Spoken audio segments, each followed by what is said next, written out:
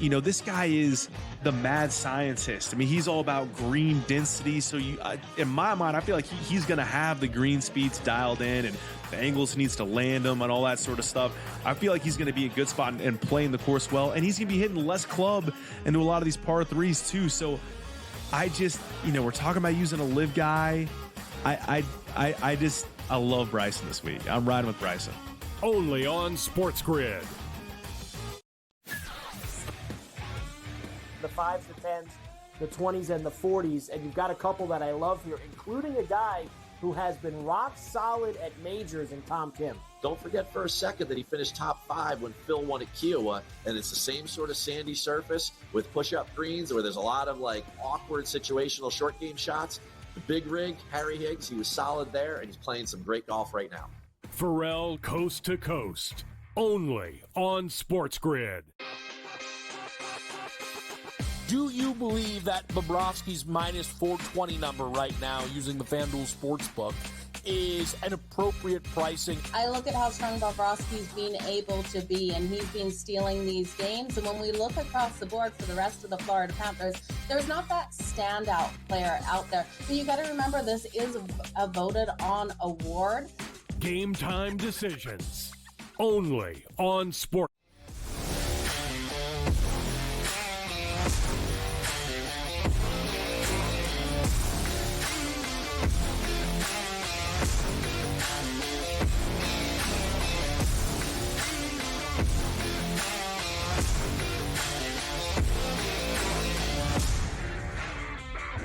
For a second time, the cup is in the building, boys and girls. How are you? Welcome into InGame Live here on SportsGrid. Dave Sharapan and Matt Perrault. We got 2 hours for you here with InGame Live, as the Stanley Cup could very well be awarded tonight. The Panthers tried to do it at home. They couldn't do it. They got dragged back here to Edmonton. Game 6. Oilers trying to keep themselves alive and force a Game 7 back in Florida. Dave, this is improbable. We've only seen this a couple of times of teams actually forcing a Game 7 who were down 3-0. Only one team in Cup final history has ever done it, the 1942 Toronto Maple Leafs. And yes, that was back when Toronto won things. Where are you tonight on this big matchup? Can't believe you started off like that. You're going to do that. You're in this parade kind of mood. Minus 120 on the Oilers, there's the price. And we talked to a fellow odds maker, friend of mine here in Vegas, who told us that there's a clear divide on this game. Everybody on Edmonton, some professional, quote unquote, respected money, whatever you want to call it, the rhombuses and the parallelograms, all of it, those guys are on Florida. I can't wait to watch the game. I can't wait to be on here with everybody watching with us. And I hope we get an under. That's what I'm looking at. I like the total. I like a low-scoring game, under 5.5, although I do think there will be a goal in the first 10 minutes. I think it's going to be very, very tight, and I hope the officials stay out of it. I hope we get more 5-on-5 hockey and less power plays and have to have penalty kills and things like that. That's all I want to see right now. Just see good hockey. That's my main focus right now.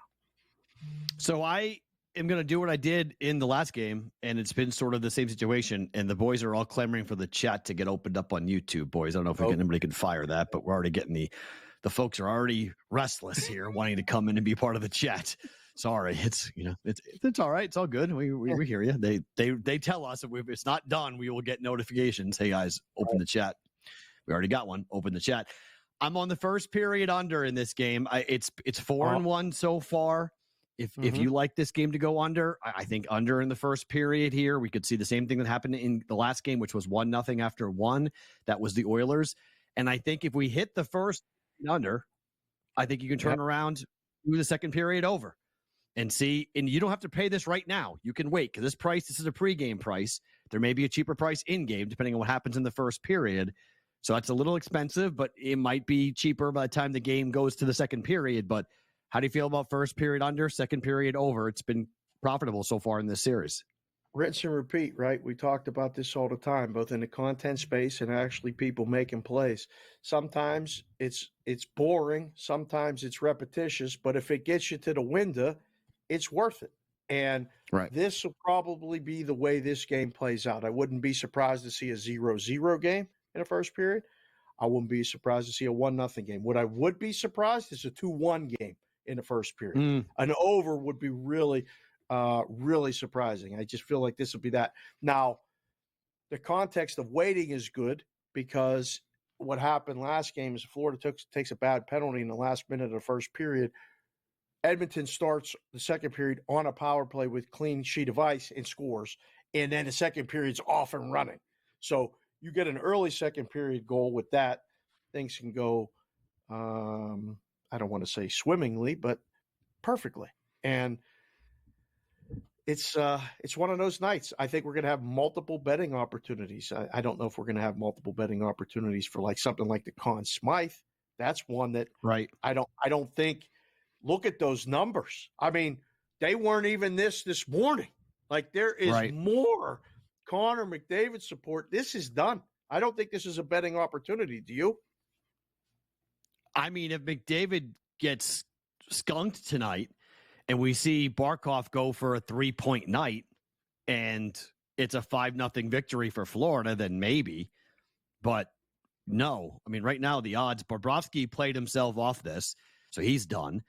And Barkov hasn't had that signature moment like McDavid has had the last 2 games. I mean, 8 points in 2 games is ridiculous for Connor McDavid. So I think there's definitely a concern here if you're, holding a Barkov ticket or holding a Bobrovsky ticket that this thing is already over. And again, this is human beings, and the way that human beings are going to vote is very difficult to bet on. It's why I don't bet on this stuff. I don't like this stuff. I don't trust people to do the right thing.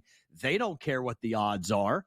So if Bobrovsky is incredible tonight and has a shutout, I mean, who knows? Maybe they vote him. Maybe they've already – I mean, that's what the opinion was with Jaylen Brown going into Game 5. They had already voted. It was already done. They didn't even consider what happened in game number 5 for Jason Tatum, who had an epic 30-10 game, and it was already determined. Like, they had already pre-cast their votes. It was Jaylen Brown. That's it. We're done. So, I mean, is Bobrovsky the pick? Because he was the pick 2 games ago before he walked into 8 goals and got scored and got killed. So I just wonder, again, I don't know what the voters are going to do here. The public might say, hey, of course it's Connor McDavid. Are we sure the voters agree that it's going to be Connor McDavid at minus 440? I don't know. I mean, whether the voters agree or not, that's what determines the bet. That's the strange thing about this, right? The market isn't really determining the winner. And the game isn't determining the winner, although if he gets a point, and if they win, if Edmonton wins, he's going to win it, win or lose. The argument becomes whether he can win it with losing a deciding game at home, even after having one of the most historic playoff postseasons ever. With that being said, does he score a goal? Anytime goal scorer props are up, and he's not the odds-on choice, which is pretty surprising. Hyman's the guy he gives the puck to a lot of times. McDavid plus, it might be worth a shot on Hyman. If you think Edmonton's going to score more than 3 goals, I think you owe it to yourself to take a shot with at least 1 or 2 of those guys on that list. But you look at the Florida guys and you go, I have no idea which one of these guys. It's more confusing than anything. It's like walking into that restaurant and thinking you were going to have steak, and then you open up the menu and there's, well, this fish dish sounds good. This pasta sounds good. I don't know what to do right now. Yeah, I don't bet those. So to me, those are just shot in the darks. And a lot of times you can handicap those plays, but I find it to be very difficult. The same thing with shots on goal. These are the new micro markets that are out there. People love to fire on that. I feel like it's like walking up to a dartboard and just throwing a dart at it. And like, okay, it may hit consistently, but it might not. You can only handicap up to a point for variance. Is the puck going to be on McDavid's stick? Yes. Does Florida know that? Yes. I mean, him to have a point tonight, I might listen to him having a point tonight more than him scoring a goal tonight, because he's been such a distributor of the puck. He's scoring, but he's passing way more than he is scoring. So to him have an assist or to him to have a point tonight, I might be more inclined to bet that than I would to bet McDavid to go ahead and score a goal tonight. Well, between that and now you could go, well, I think he's going to score and get an assist. So that's where the micro markets become even more enticing, where you go, oh, he's going to get 2 points. And a lot of times those prices may not reflect the actual true price of something like that happening. But I think with McDavid, you got to throw all that out. That's the thing. He is doing something that is unprecedented. He's been that good. And in a big moment like this, if you're an Edmonton Oilers fan, backer, whatever it is, you can only hope that he is the guy that does what he's supposed to do in a spot like tonight. It is interesting because there really isn't that person for Florida. Like, we can circle McDavid and say, Connor, you need to be the star. You must be the best player on the ice for Edmonton. Florida has a multitude of guys who will need to step up tonight. And it starts with the goaltender in Bobrovsky, who needs to be on tonight and can't do what happened the last time they were up there, where he gave up 8 goals. So there's got to be a little bit of a concern there. Got to be a little bit of an uneasy feeling in the first period here. And there's got to be a lot of pressure on this as you walk back into a building that things didn't go well. Who has more pressure on them? We'll get to that topic on the other side. It's a Friday night. We got game 1 starting in about 15 minutes. Do not move. Matt Dave with you here on SportsGrid.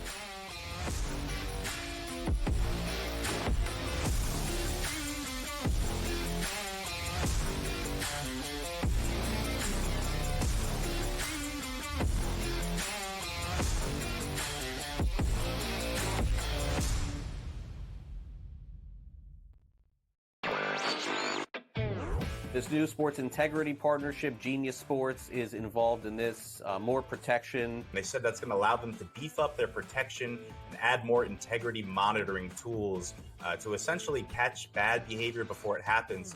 This comes obviously after a just ton of scandals we've had across sports betting lately, whether it's the MLB umpire, Pat Hoberg. Newswire, only on SportsGrid. This guy is the mad scientist. I mean, he's all about green density. So in my mind, I feel like he's going to have the green speeds dialed in, and the angles he needs to land them and all that sort of stuff. I feel like he's going to be a good spot and playing the course well. And he's going to be hitting less club into a lot of these par threes too. So I just, we're talking about using a live guy. I love Bryson this week. I'm riding with Bryson. Only on SportsGrid. He went bogey, double, par, birdie, bogey. Thomas Dietrich's all over the place here today. This golf course is so volatile where it can make you look like a fool in just a matter of minutes. And, you look at a guy like Thomas Dietrich. He's right there tied for the lead or whatever it was, and now he's like 4 or 5 over in the wink of an eye. InGame Live, all access, only on SportsGrid. 11 and 12. I know you're going to get Mafia excited here. Hot and bothered. You got to put Aaron Rodgers here and the Jets at 11. I would put him higher, but again, he barely played football last season. They've addressed their offensive line. It's not going to be great. The depth at wide receiver is a problem for me. Defense, perhaps the best in the National Football League. If Rodgers plays 14 games, they're probably going to win that division over the Bills. Perrault Coast to Coast, only on SportsGrid.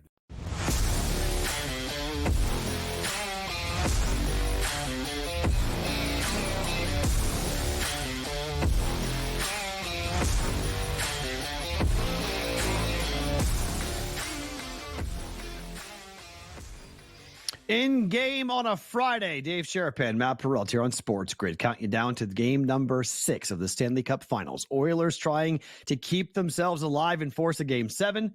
Lord Stanley very well might be awarded here tonight in Edmonton. The last time, I'm trying to think, Dave, the last time the Cup was won by a team not from Canada, well, 1993 was the last time for that, but when was the last time a team from America won a Cup in Canada? Do you remember when that was? We have to take a quick look. I don't know. Yeah, I think it was the team from Boston that went up to Vancouver and won Game 7 in Vancouver, and the Boston Bruins won the Stanley Cup Finals. So just somehow we're working Boston, and the Celtics had the parade. It's over. Let's talk about the save, please. Let's just move on. The game's going to start. Skinner 25.5 overjuiced, and Bobrovsky number actually the same, which is surprising to me. I thought the number would be a little bit higher, and the juice is on the under. So when I looked at this, when our guy Vincenzo put that up and we looked at it, I was really surprised. I thought the Bobrovsky number was the play over. I would have made the number a save or two more. With Edmonton at home, especially with the line being what it is, they will likely get more shots. So I was surprised to see the number the same. The way the game went last game, it was down in Florida. Who do you think outshoots who in this game, if it just as a team? I mean, the Oilers tend to shoot on net than Florida does. So I think just by nature of the way they play, I would just say Oilers, Bobrovsky's prop is probably the better play. But I hate that prop. I mean, that prop, I just don't. I want to sit with somebody and I want to watch the score. Because, like, here's the weird thing. Did you see the story involving Michael Jordan over the weekend? That they went back and watched Michael Jordan for one of his Defensive Player of the Year awards? A writer went back and watched all of Michael's games during that year and found a massive discrepancy in the number of steals and blocks that were attributed to Michael by the official scorer of the games. And so to me, I was like, that's interesting because wait, time out. Was it like way off or just it was a couple off? Over a 2-game period, Michael Jordan was credited, I think, with something along the lines of like 36. It was a big number. It was like 30. It was a big number. Like he was given like 36 more stats for steals and blocks than he was supposed to have had on the year that he won the Defensive Player of the Year award.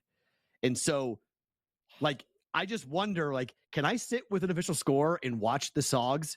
Because a shot on goal is somewhat interpretative. Because a shot on goal, it's not if it hits the goalie. It's whether or not the puck could have gone in. That's a shot on goal. Yeah. So if a goaltender comes out and makes a save, it's up to the guy who's scoring the game to say yes or no, that was a shot on goal. So it's like we're arguing about all these different betting markets with the MVP and the Conn Smythe and whatnot. The shots on goal prop, I want to sit with somebody and watch them do this and say, you tell me what's a shot on goal. Because I think you're making this up. I think you're just going, that was shot on goal. Nah, that was shot on goal. Very good question that both your 9-year-old and my 10-year-old have asked both of us about because I've sat with them and they're like, why is that not a SOG? I don't know. It didn't count last time, but it counted this time. Well, yeah, because it was going to go in, but it was the goalie saved it. And trying to explain it to a kid, which is one of the things that is great about life. You know, when you say to somebody, explain it to me like I'm a 7-year-old, you can't even explain the shots on goal prop. I'm very surprised that it was that far off with the Jordan thing. Can you imagine if we had social media and legalized gambling in different places and what these props would be like? There would have to be someone to answer for that. I joke all the time that, hey, someone has to answer for this number being off or whoever put up, the Pirate number today against the Rays. I'm not sure why it was what it was. I would love to know how it could be that far off. That is mind-boggling to me. But, I mean, give credit to somebody who's going to go and watch all that and someone's going to pay attention to all this and then come up and bring it up and go like, this is not right. Like this number is weird. So it was the 1987-88 Michael Jordan season. He became the first player to ever win the scoring title and the Defensive Player of the Year award in the same season. That has never been duplicated. But a closer look at the stats reveals a substantial discrepancy between his home and road stats, raising questions about the authenticity of his off-the-chart steals and block numbers that season. Just to give you an example, he had 6 bowl games that year and counted 12 steals by Jordan. The box score gave him 28. Oh, wow. Okay. So it was one of the neighborhoods. They're giving him all of these extra numbers for steals. Yeah. And so you go back and look at the stats because remember back in the day, kids, in 88, 87, SportsCenter was like kind of a thing. It wasn't really a thing. We didn't have, live tickers going on with stats and information being dropped on our phones. We all got a thing called the newspaper the next morning where we went and looked in the back pages or the sports page and looked at the box score and went, oh, Michael had how many blocks and steals? That's interesting. Wow, he had 28 over a 6-game period. In reality, that thing. These things I have that right thing. here. One of this those is things. From last year, 1 year ago when the Knights won the Cup. I actually saved the paper. Who does that? I do. It's right over here. But yeah, you're right.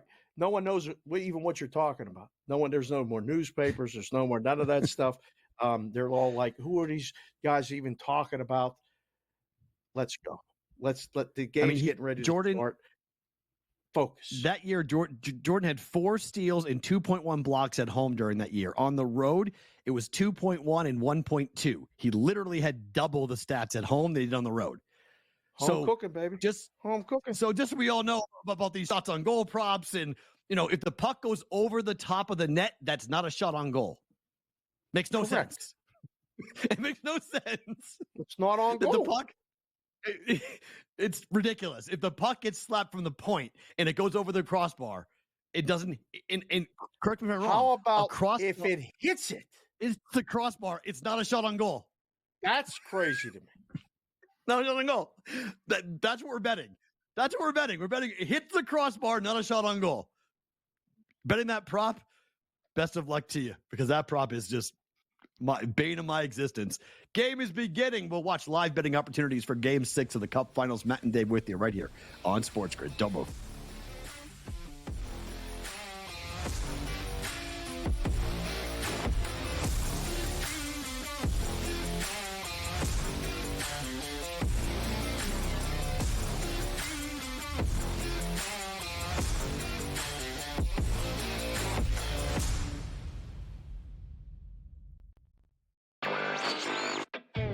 This new sports integrity partnership, Genius Sports, is involved in this. More protection. They said that's going to allow them to beef up their protection and add more integrity monitoring tools to essentially catch bad behavior before it happens.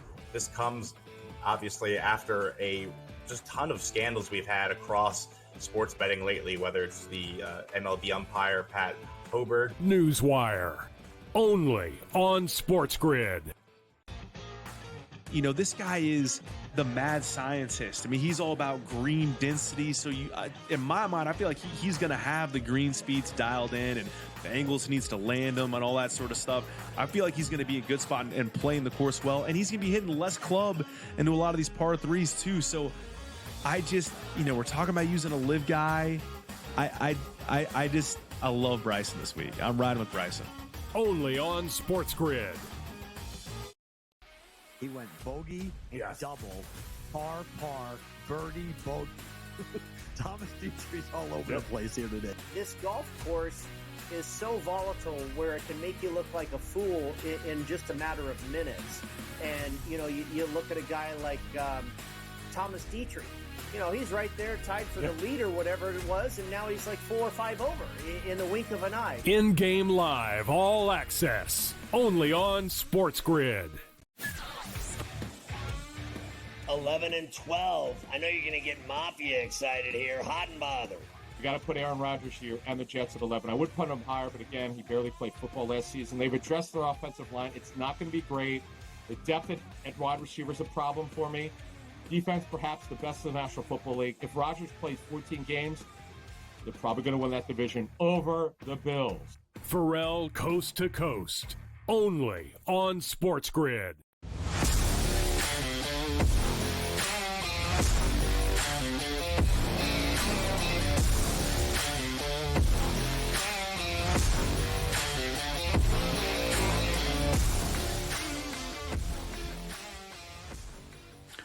We have started Game 6 in Edmonton. Matt Perrault, Dave Sharapan with you guys here on SportsGrid, watching this very big game. Dave, which team has more pressure on it, in your opinion? Because Edmonton at home must win to stay alive, but Florida could lose their 3rd consecutive game and have to go home with their literal tail between their legs trying to stop history.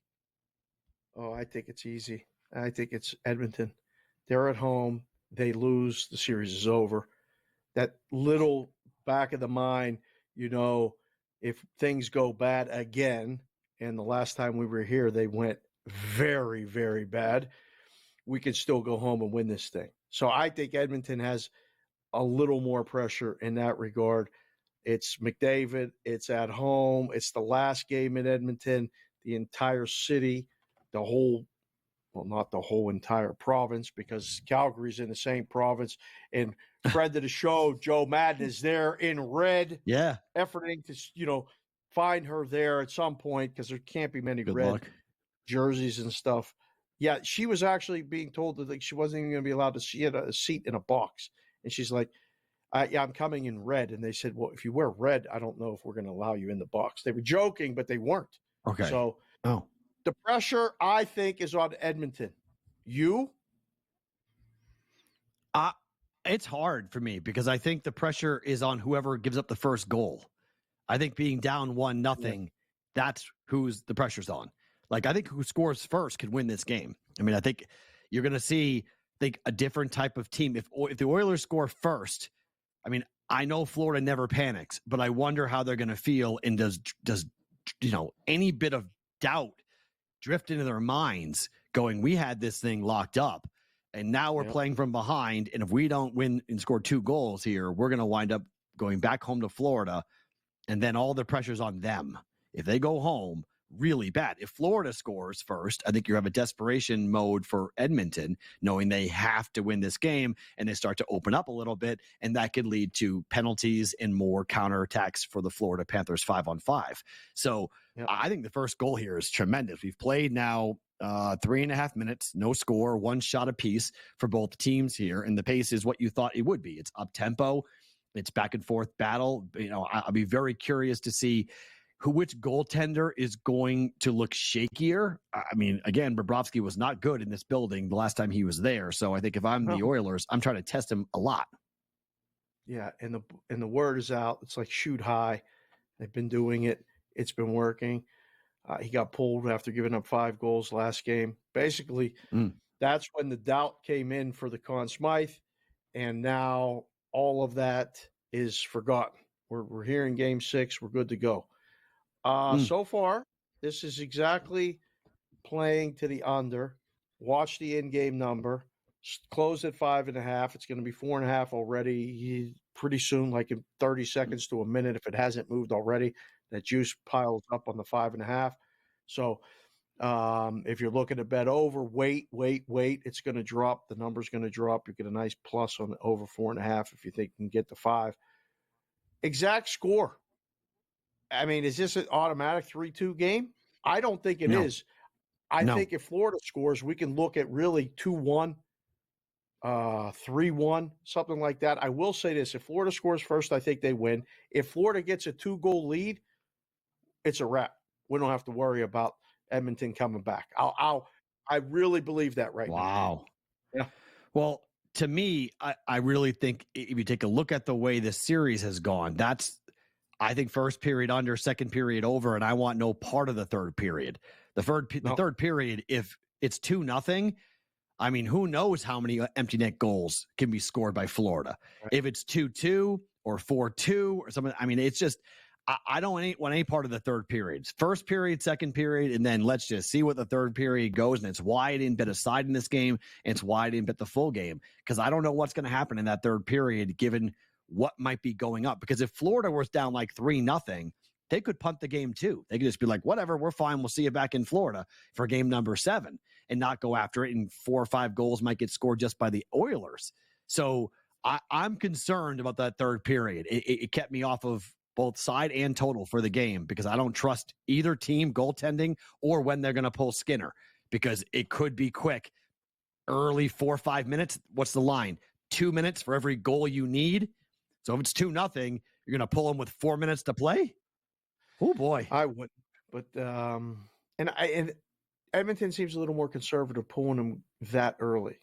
So I think if it's Florida, they'll pull him early. Maurice is like, it's game 6. We still have game 7 in the pocket. Right. George Kurtz joins us on the other side. Red Sox and the Reds. 5 solo shots in that game. Baseball talk with Kurtz and hockey next as well here on SportsGrid.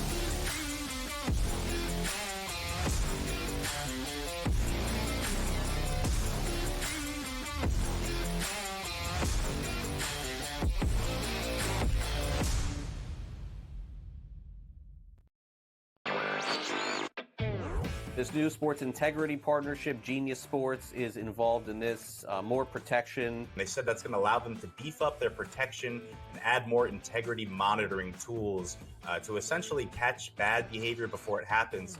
This comes obviously after a just ton of scandals we've had across sports betting lately, whether it's the MLB umpire Pat Hobert. Newswire, only on SportsGrid. You know, this guy is the mad scientist. I mean, he's all about green density. So in my mind, I feel like he's going to have the green speeds dialed in, and the angles needs to land them and all that sort of stuff.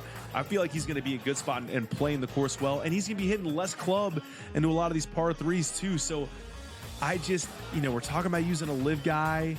I love Bryson this week. I'm riding with Bryson. Only on SportsGrid. He went bogey, double, par, birdie, bogey.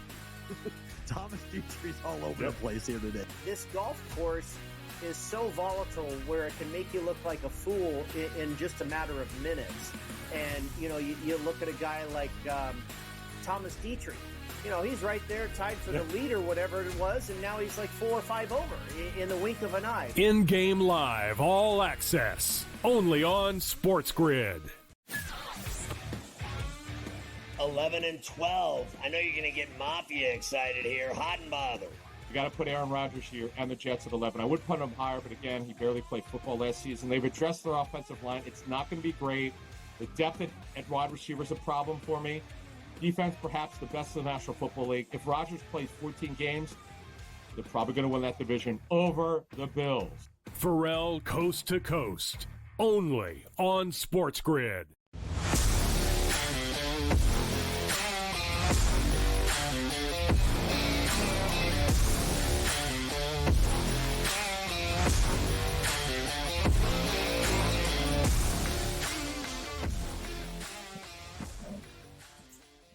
In-game live on a Friday night, Dave Sharapan and Matt Perrault. Let's welcome in our friend George Kurtz. A little baseball, little hockey. We'll get to Game 6 in a second, Kurtzy, but your Yankees, what happened to Rendon tonight? He got lit up like a Christmas tree by the Braves. 3 2/3, 11 hits and 7 earned runs. You concerned at all about this start for Rendon?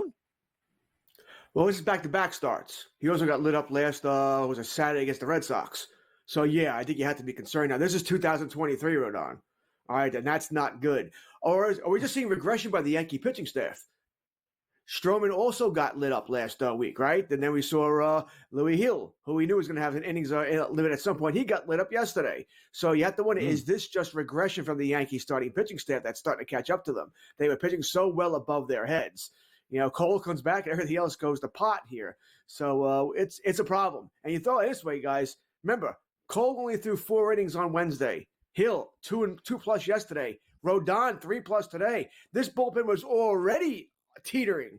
Now it's done. It's just done for a while here. Yankees are in some trouble, and we're not even talking about the offense that had Jahmai Jones batting 5th today. Jahmai Jones batting 5th. The Yankee bottom half of that order is Jahmai Jones, DJ LeMahieu, who hasn't hit a ball hard now in 2 years, and that's not that much of a joke, let me tell you. Right. Jose Trevino, Ben Rice, who's playing his 4th Major League Baseball game, and not a top prospect for the Yankees, by the way, and Oswaldo Cabrera. That's the Yankees' last 5 of the lineup. Yankees are in some trouble. Yankees just saw Baltimore. I know you watched. They put up 2 touchdowns and a field goal yesterday. They go to Houston tonight. They're kind of a big road favorite. Over 150 is a big road favorite to anybody. But I saw it. I went, is this the night you just keep riding Baltimore, or could we interest you in anything with Houston tonight? One of the teams that I think is playing so below expectation. I mean, I'm out and about in the books, and people are like, I'm fading Houston pretty much every day.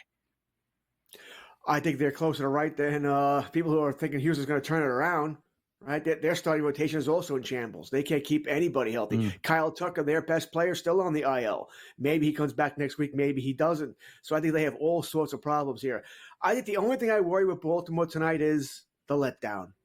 Right, you take 2 out of 3 from the Yankees in the Bronx. You go to Houston, and I would probably feel more worried if they went to Oakland or the White Sox. You go into Houston, that's still somewhat of a, they still have a name value there, no matter how well or awful they're playing. Grayson Rodriguez goes tonight to Baltimore. I'm going to be on New Orleans. I was going to tell you this. Yes, this. If you guys ever see me doing this, that means it's a goal because I get the alert way before. So I was waiting and see who was going to score. Dave is right. The gift cashes. Goal. Oilers 1-0 here in pandemonium in and outside the building right now for the Oilers.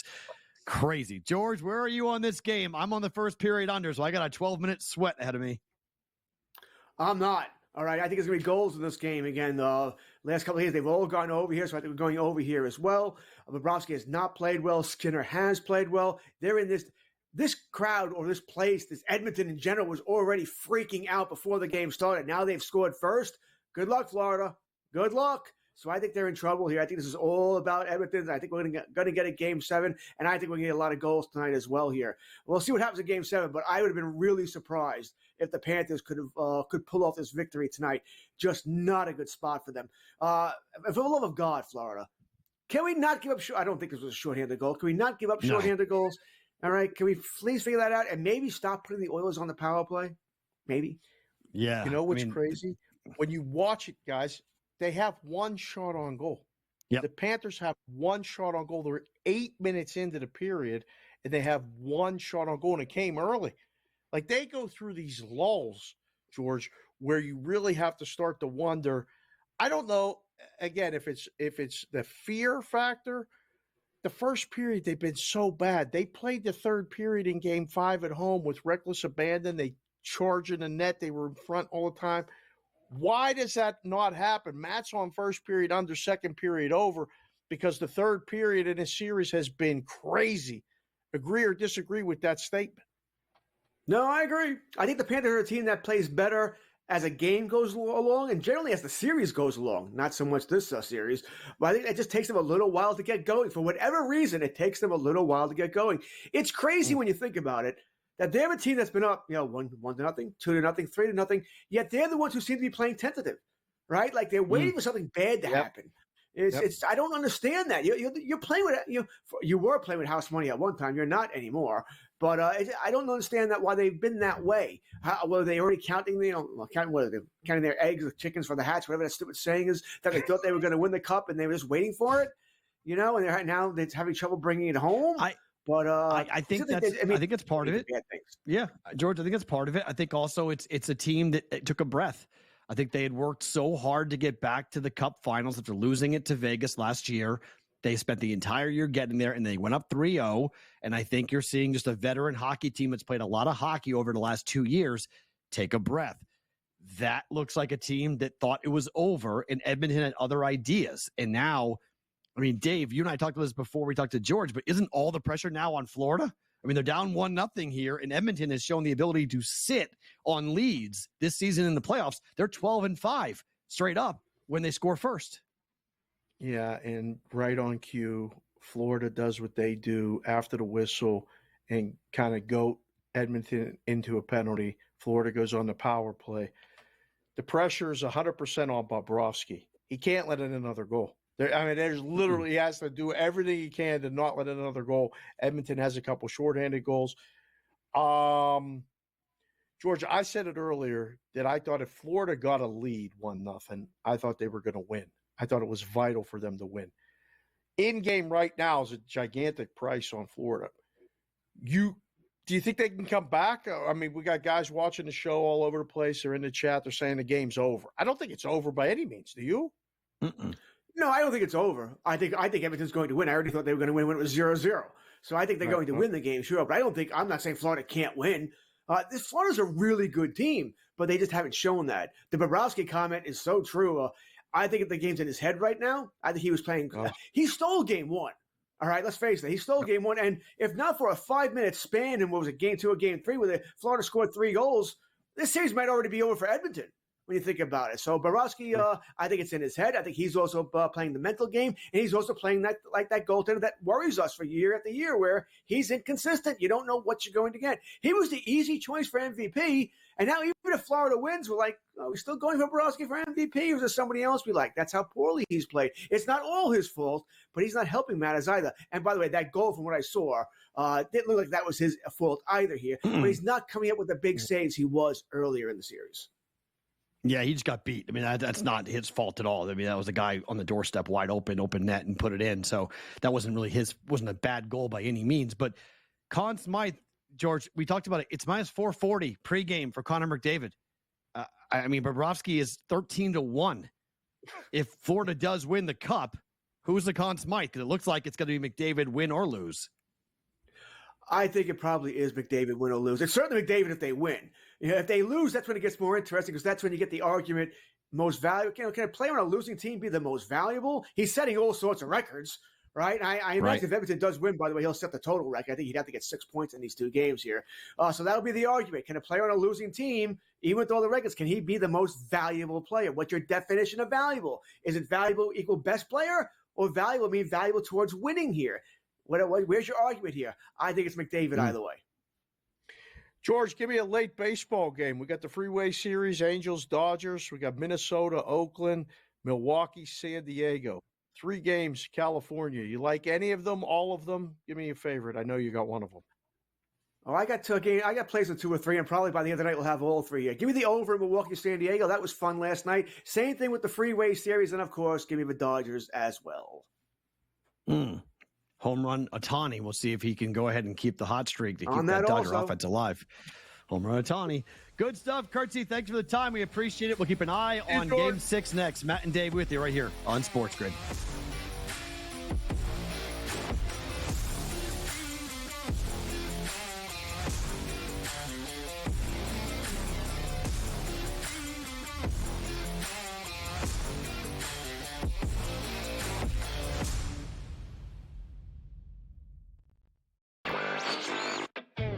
This new sports integrity partnership, Genius Sports, is involved in this. More protection. They said that's going to allow them to beef up their protection and add more integrity monitoring tools to essentially catch bad behavior before it happens. This comes obviously after a just ton of scandals we've had across sports betting lately, whether it's the MLB umpire Pat Hobert. Newswire, only on SportsGrid. You know, this guy is the mad scientist. I mean, he's all about green density. So in my mind, I feel like he's going to have the green speeds dialed in, and the angles he needs to land them and all that sort of stuff. I feel like he's going to be a good spot and playing the course well. And he's going to be hitting less club into a lot of these par 3s too. So I just, we're talking about using a live guy. I love Bryson this week. I'm riding with Bryson. Only on SportsGrid. He went bogey, double, par, birdie, bogey. Thomas Dietrich's all over the place here today. This golf course is so volatile where it can make you look like a fool in just a matter of minutes. And, you look at a guy like Thomas Dietrich. He's right there tied for the lead or whatever it was, and now he's like 4 or 5 over in the wink of an eye. InGame Live, all access, only on SportsGrid. 11 and 12. I know you're going to get Mafia excited here. Hot and bothered. You got to put Aaron Rodgers here and the Jets at 11. I would put him higher, but again, he barely played football last season. They've addressed their offensive line. It's not going to be great. The depth at wide receiver is a problem for me. Defense, perhaps the best in the National Football League. If Rodgers plays 14 games, they're probably going to win that division over the Bills. Perrault coast to coast, only on SportsGrid.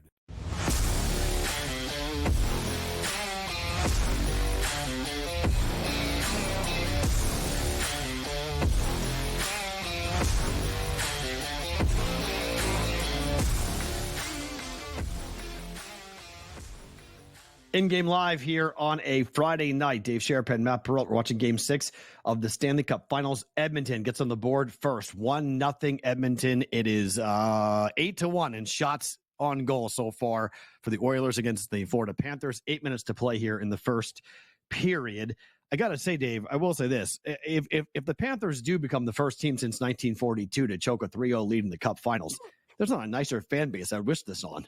This is just like, I mean, this is beautiful. I mean, other than this being the Maple Leafs, like it being Florida would be this is even better from a Bruin fan perspective. This is great. Celtics win the championship and the Florida Panthers make history.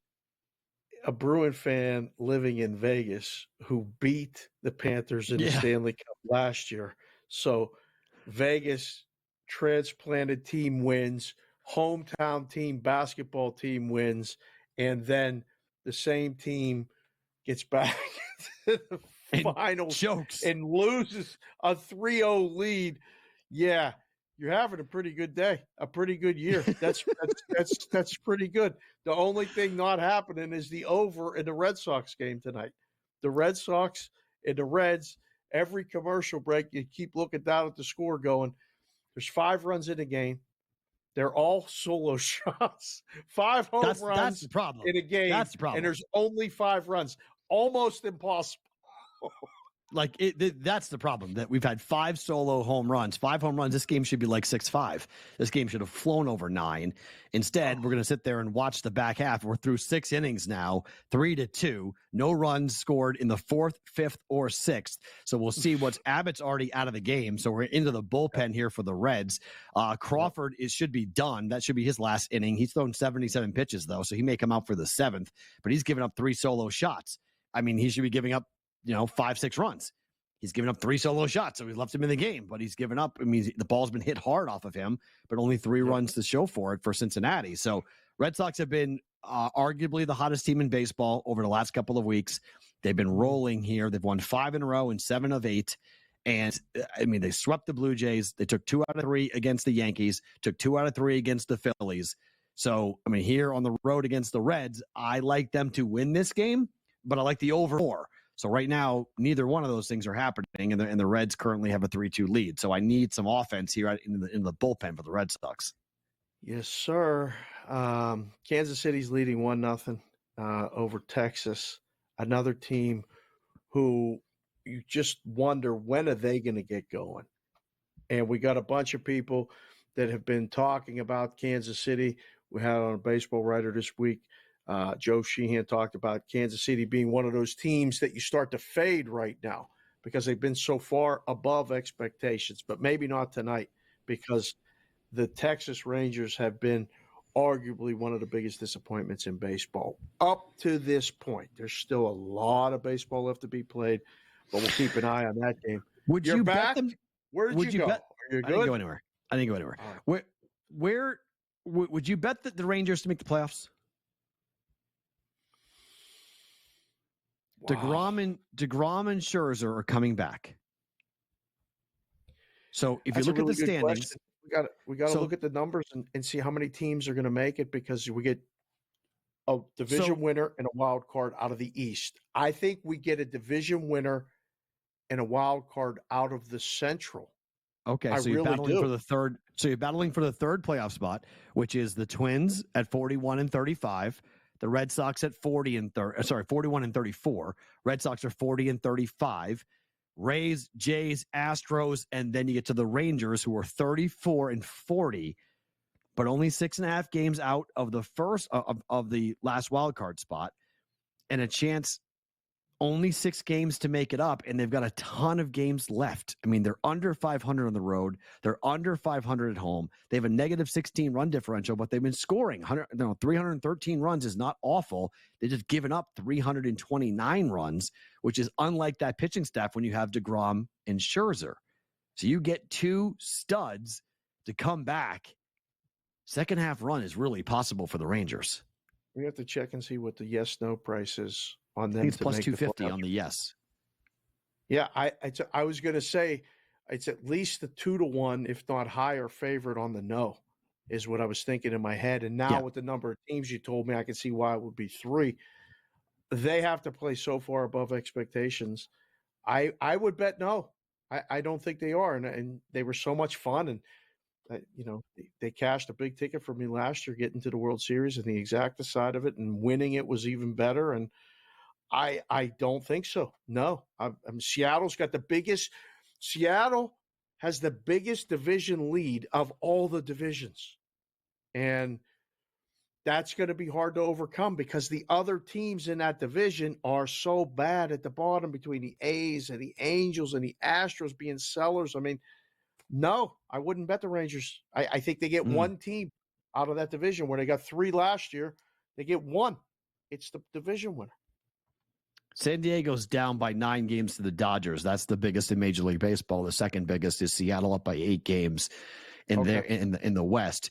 So in the American League, yeah, you're right. It's the biggest lead in the American League. 9 games for the Dodgers with the lead over San Diego. I think you're right. I think there are so many teams to jump over, but the trade deadline changes everything. The Rangers make a big splash. They've got the money to do it. They got the pitching coming back, and they say, hey, we'll go get a big bat. We'll go after somebody like, I don't know, Luis Robert, go grab him from the White Sox or someone along those lines. Get yourself another bat to help the offense out, knowing what the pitching staff's going to look like coming in. So I just wonder if we're going to see an aggressive Rangers, or are they going to say, look, we were going to be bad this year. We're playing for 25 when everybody's going to be healthy, and we'll go and try to win a championship then and got a punt on 2024. I'm not a buyer on Seattle. I think they'll come back down to earth, but they've played incredibly well. They've pitched really well, obviously. I can't wait to watch and see the second half of the year for the third wildcard spot, because if you had told me the Red Sox were going to be right there in contention, I thought they would be there, but nobody else did. So I think the Red Sox are going to have a conversation. Twins are going to be tough to beat, but I think Boston might be a buyer, which is crazy. They might be a buyer at the deadline. We do the other show called Bostonia versus. Thank goodness the Patriots are going to be bad, because this is unbelievable. The Celtics win the championship, and the Red Sox, at a year where they were supposed to be under 500, are going to make the playoffs. I can't believe it. More to come. Dave and Matt with you here on Sports Grid. We'll look at Game 6. Still 1-0 Oilers. Will it be that next? More to come.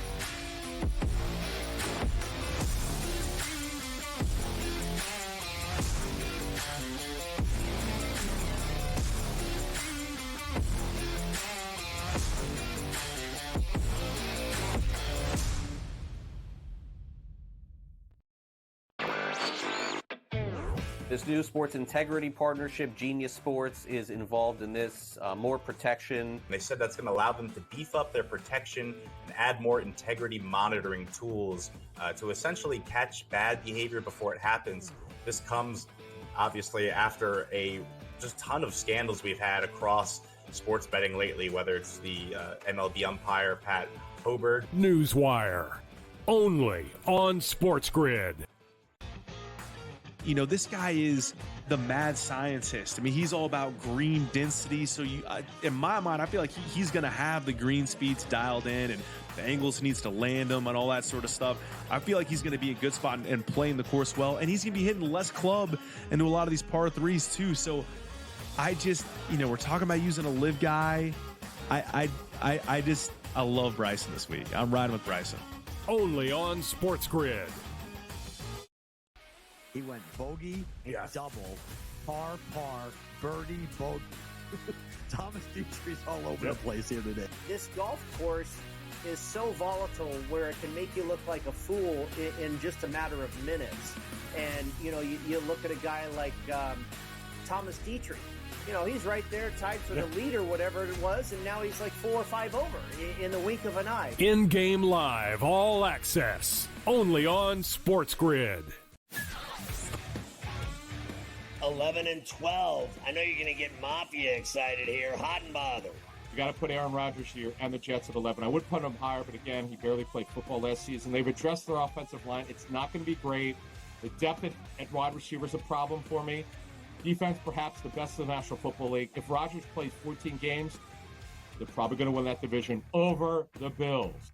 Perrault Coast to Coast, only on SportsGrid.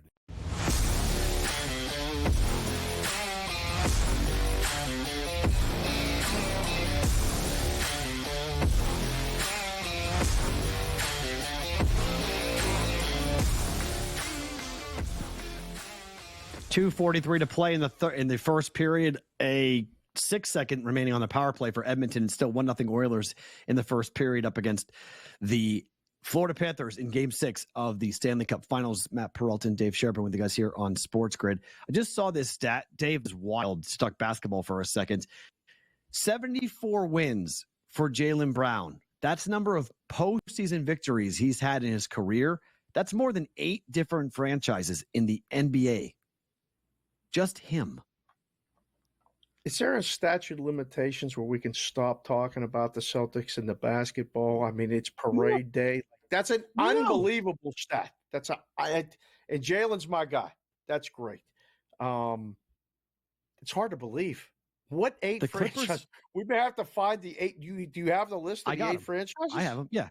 The Nets have 70. The Clippers have 66. The Magic have 62, and they have a title. Raptors have 57. Grizzlies 38. T-Wolves 30. Hornets 23. Pelicans 22. Wow. Jalen's got 74. Dude's not even close to 30 yet. I'm going to say, isn't he, 27? Yeah. 27 years old. What is he going to end up with the way this is going? It's a great question. Him and Jason Tatum both, what are they going to wind up with? They both have been playing in the playoffs their entire careers. It's unbelievable. Yeah. Jalen's got one more playoff run. First round, like they're getting to the Eastern Conference Finals. Right. Last year, consistently. NBA Finals lose, but this year NBA Finals win. It's a lot of playoff games. It's a lot of playoff wins. That's an impressive number. I would have, if you'd have told me how many franchises do you think he has more wins than, I'd have said 4. Like the last 4. Right. 8's a lot. That's a lot. Yeah, it's a big number. It's also going to be right. I'm very curious. Joe Mazzulla, by the way, was jumping off of the duck boats and running around on a torn meniscus. He revealed on SportsCenter that he had torn his meniscus in March. He tore his knee up, and the dude was just running around today on adrenaline. No pain, just enjoying himself and having a good old time. And shout out to the kid. This is ingenuity. A kid brought a basketball and he knew he was going to be. We got there at 3 a.m. He knew he needed to be right on the front, so he camped out. He brought a basketball and he had taken a Sharpie and he put it duct taped it. He was throwing the ball to the duck boats, having the players sign it, and they're throwing it back to him. Like, that's brilliant. Absolute brilliance out of a kid to go in there with engineering to go, I'm going to go with a Sharpie. I'm going to bring a basketball and you guys are going to sign the basketball and I'm going to have a championship basketball at the end of the day. Signed. Cool. That is great. Well, that was really smart. Good for him. And it looked cool because I saw those guys throwing the basketball, but I didn't realize they were signing it before they threw it back. That is really, really cool. Do you have a piece of merch like that, signed from a childhood championship, things like that? Do you have anything that's one of your favorite prized possessions from any one of these championship teams that you have so many damn teams from, that New England and Boston has won all of them? From a championship team, I have a Ben Cherington signed baseball behind me, the GM of the Red Sox in 2018 when they won it all. I've got that back there. Okay. That glove is signed by a boxer. I have a Tyson signed glove that's over there. Awesome. I've got a Dennis Rodman signed ball that's behind me. I'm trying to think what's behind me. I got a bunch of different. I have a Joe Montana signed helmet that's behind me. That's nice. I don't think I have anything from the Ben Cherington 2018 ball is probably the only thing from a direct championship from a Boston perspective. I don't do autographs or cards. I've never done that. I was lucky to be next door neighbors with Jack Ham, Hall of Fame linebacker for the Steelers. Got a ball signed by the entire team from the 1979 Super Bowl champion Pittsburgh Steelers. Hey guys, here I got you a ball. So everybody signed it. I have a 1960 World Series baseball from the Pittsburgh Pirates, and I have I have two commemorative footballs back there from the Patriots. I forgot. They're not signed though, but they're one of 1,000 made footballs from every championship run. It lists the whole season. You're gonna need a new house if you wanted one from every team. Ain't gonna fit in that room. 3. I got 3 back there. There's 3 of them right there. One dynasty. One of the 2 dynasties that's back there for the Patriots. So I've got some stuff that's but I'm not a big survive the first period, Perrault. 1-0, under 1-0, baby. Let's Second go. period over. Second period over. Fire it now. We'll get to it on the other side. Hour 2 begins next. Let's see if we can hit both bets here. First period under, second period over. Don't move here on SportsGrid.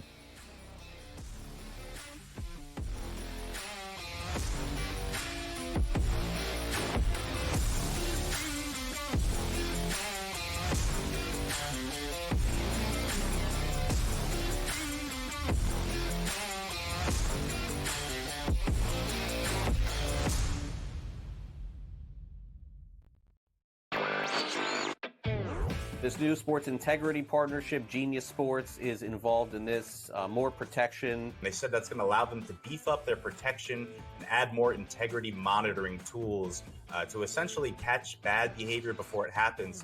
This comes obviously after a just ton of scandals we've had across sports betting lately, whether it's the MLB umpire Pat Hoberg. Newswire, only on SportsGrid.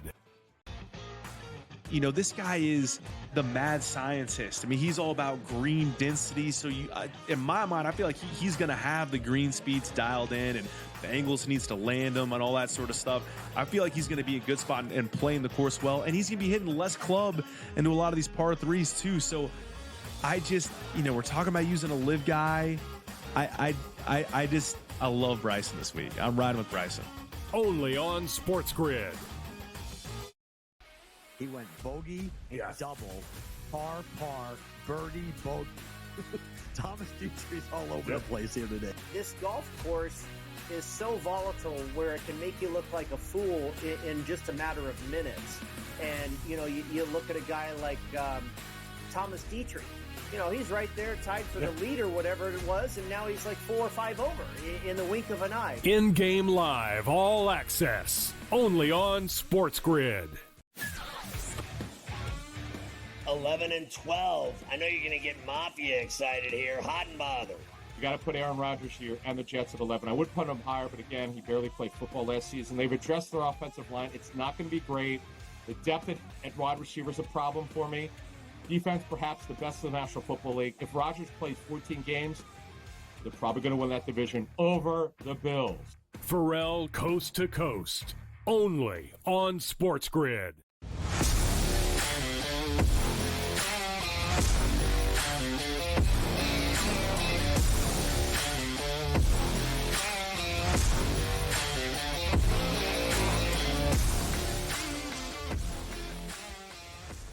In-game live on a Friday night. How are you? Thank you for hanging out with us during Game 6 of the Stanley Cup Finals. The Oilers, after one, lead it 1-0 over the Florida Panthers. Matt Perrault and Dave Sharapan with you guys for the next hour here on SportsGrid. Cam Stewart will stop on by towards the end of the hour. We'll get his thoughts. First period under, Dave. Second period over, correct? That's where we stand right now. Yeah. I don't know. We may need Florida to do something. Like, they can't even get shots on goal. They got totally dominated.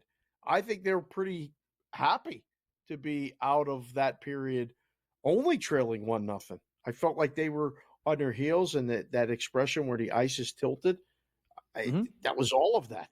And, we're keeping an eye on stuff in game and how they're updating numbers and all these other things. I don't want to say it's over yet. It's far from over. There's still 2 periods of hockey, but man, the numbers moved excessively in Edmonton's favor. Some of these other props and the boys are working on it. We'll see. It doesn't. I don't know. I want to say yes. How do you feel with the second period over? Good. I like it. Hit the first period under, second period over. This was the pregame price, so you can shop around and compare it. It was minus 158 pre, but I would say this number, it's 150 or so, somewhere in that range. I would fire on it. The same thing happened in game number 5, where we saw a 1-0 lead for the Oilers. And then the difference was they had a power play that carried over to the second period. They scored quickly into the second, and then the Avalanche started. It was just goal, goal, goal. And the game went way over. It was a 5-3 final in that game, as you've seen here. So I don't think we're going to see a 5-3 final tonight. I don't think it's going to be that high scoring. But I definitely think the second period is going to have 2 goals. I think Florida, ties it, Edmonton, and then maybe the next goal wins. Maybe. The push is coming. The push is coming from Florida. they can't wait to be down 2 goals, though. That's the thing. Like, Agreed. they waited to be down 3 goals and then went crazy and pushed and got the puck to the net and did all that stuff. I just saw a stat. Listen to this. In the first period, Connor McDavid was on the ice 6 minutes and 34 seconds. He had 0 shots. He possessed the puck 49 seconds in the first period. 20 minutes in the first period. The best player and the overwhelmingly odds-on favorite to win the Conn Smythe played 6 minutes and 34 seconds, didn't have a shot, only possessed the puck for 49 seconds, and still dominated play. Hockey's an unbelievable sport, man. It is just one of those ones that it is such the ultimate team game, both for offense, defense. You need the goalie to do everything when you need him to do it, but otherwise he stands down the other end of the ice and just kind of hangs out. It's crazy. So we have about 11 minutes till the second period starts, so you got some time here to fire it on that. If you need to go ahead and do that, you got about 11 minutes to go on that. Let's look at baseball. The Guardians are up 7-1 on the Toronto Blue Jays. The Blue Jays became the first team since 2014 to have their pitchers throw 70 pitches in one inning. That was the second against the Guardians. 7 runs came across, 7-1 the lead currently for Cleveland. Atlanta is up 8-1 here on the Yankees. They got 2 on and 1 out in the top of the 6th inning, so they keep on pouring it on. The Reds finally have broken this game a little bit wide open. I'm on the over 9. It's now 5-2 Cincinnati. 1 out, 2 on for the Reds in the bottom of the 7th inning. I'll need the Red Sox probably to do a little bit more here, but we're trending in the right direction, Dave. After the 5 solo home runs, we're finally getting some runners on base and some offense here with the Reds and the Red Sox. So this is when in between periods we're talking about the hockey bets and different things, and I know you're sweating that total over. This would be a bad beat. There's been a lot of runners, home runs, all this other stuff. Let's get some traffic on the base paths. I know you hate the ghost runner, but would you sign right now for a tie game? We need to tie this thing up. It's 5-5. It goes over. I don't need to worry about the ghost runner. It's 5-5. We're hitting the over 9. We're good. So yes, I would sign for 5-5 for the Red Sox to come back. I'm going to need at least 2 runs. It looks like it's 2 on and 1 out for Cincinnati. So they're not done here in the bottom of the 7th inning. I would love to get 1 more across and make it 8. And I got a push potential with 9. So let's see how that goes. 1-1 Royals and the Rangers, 2 on and 1 out in the bottom of the 4th inning for the Rangers, threatening there. It's 7-3 Rays over the Pirates.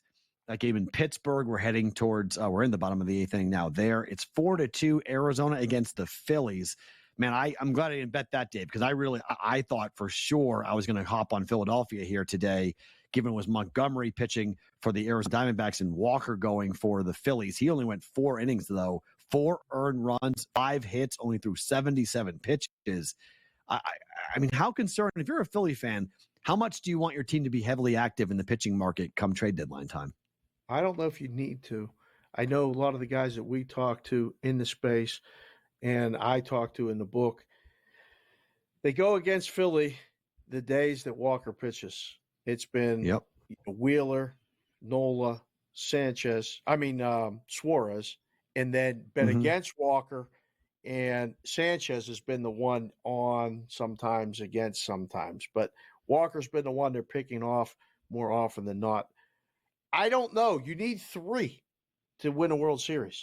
The way the playoffs are structured now, you really only need 3 dogs. And if you have one super ace and one guy who's the B side of the aces or pocket aces, that's sometimes enough. Not concerned. The Phillies are really deep lineup, no break in it. Everything's falling into place for the Phillies to get back to at least the best spot in the NL, maybe another appearance in the NLCS. And goodness gracious, if the Phillies get to the World Series, it's going to be – you think Boston fans and the Celtics are like crazy? And like if the Phillies get back to the World Series with this group, it's going to be nuts.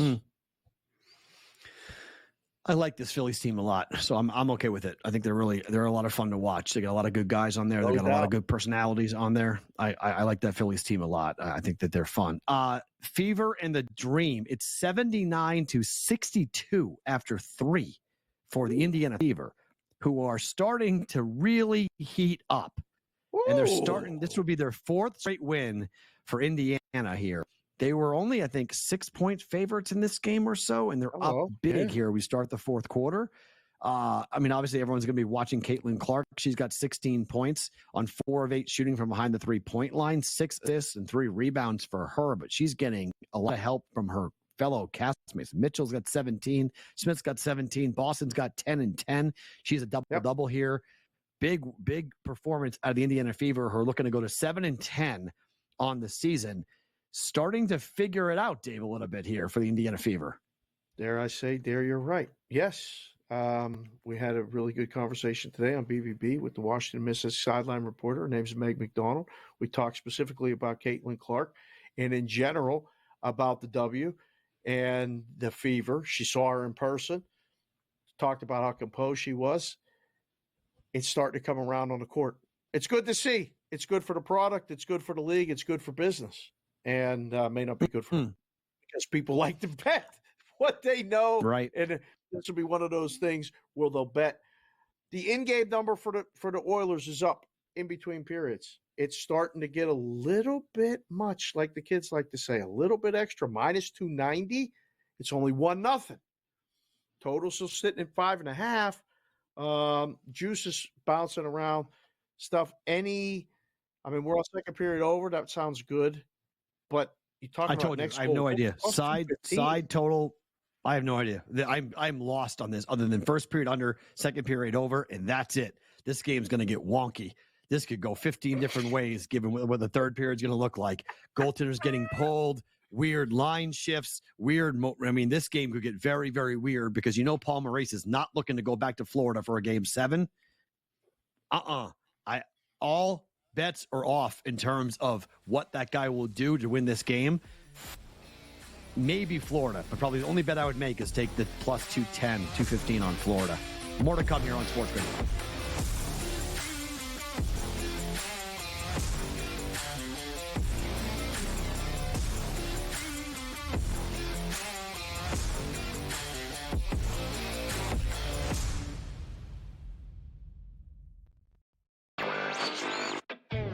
This new sports integrity partnership, Genius Sports, is involved in this. More protection. They said that's going to allow them to beef up their protection and add more integrity monitoring tools to essentially catch bad behavior before it happens. This comes, obviously, after a just ton of scandals we've had across sports betting lately, whether it's the MLB umpire, Pat Hoberg. Newswire, only on SportsGrid. This guy is the mad scientist. He's all about green density. So in my mind, I feel like he's going to have the green speeds dialed in, and the angles he needs to land them and all that sort of stuff. I feel like he's going to be a good spot and playing the course well, and he's going to be hitting less club into a lot of these par threes too. So I just, we're talking about using a live guy. I love Bryson this week. I'm riding with Bryson. Only on SportsGrid. He went bogey, double, par, birdie, bogey. Thomas Dietrich's all over the place here today. This golf course is so volatile where it can make you look like a fool in just a matter of minutes. And, you look at a guy like Thomas Dietrich. He's right there tied for the lead or whatever it was, and now he's like 4 or 5 over in the wink of an eye. InGame Live, all access, only on SportsGrid. 11 and 12. I know you're going to get Mafia excited here. Hot and bothered. You got to put Aaron Rodgers here and the Jets at 11. I would put him higher, but again, he barely played football last season. They've addressed their offensive line. It's not going to be great. The depth at wide receiver is a problem for me. Defense, perhaps the best in the National Football League. If Rodgers plays 14 games, they're probably going to win that division over the Bills. Perrault coast to coast, only on SportsGrid.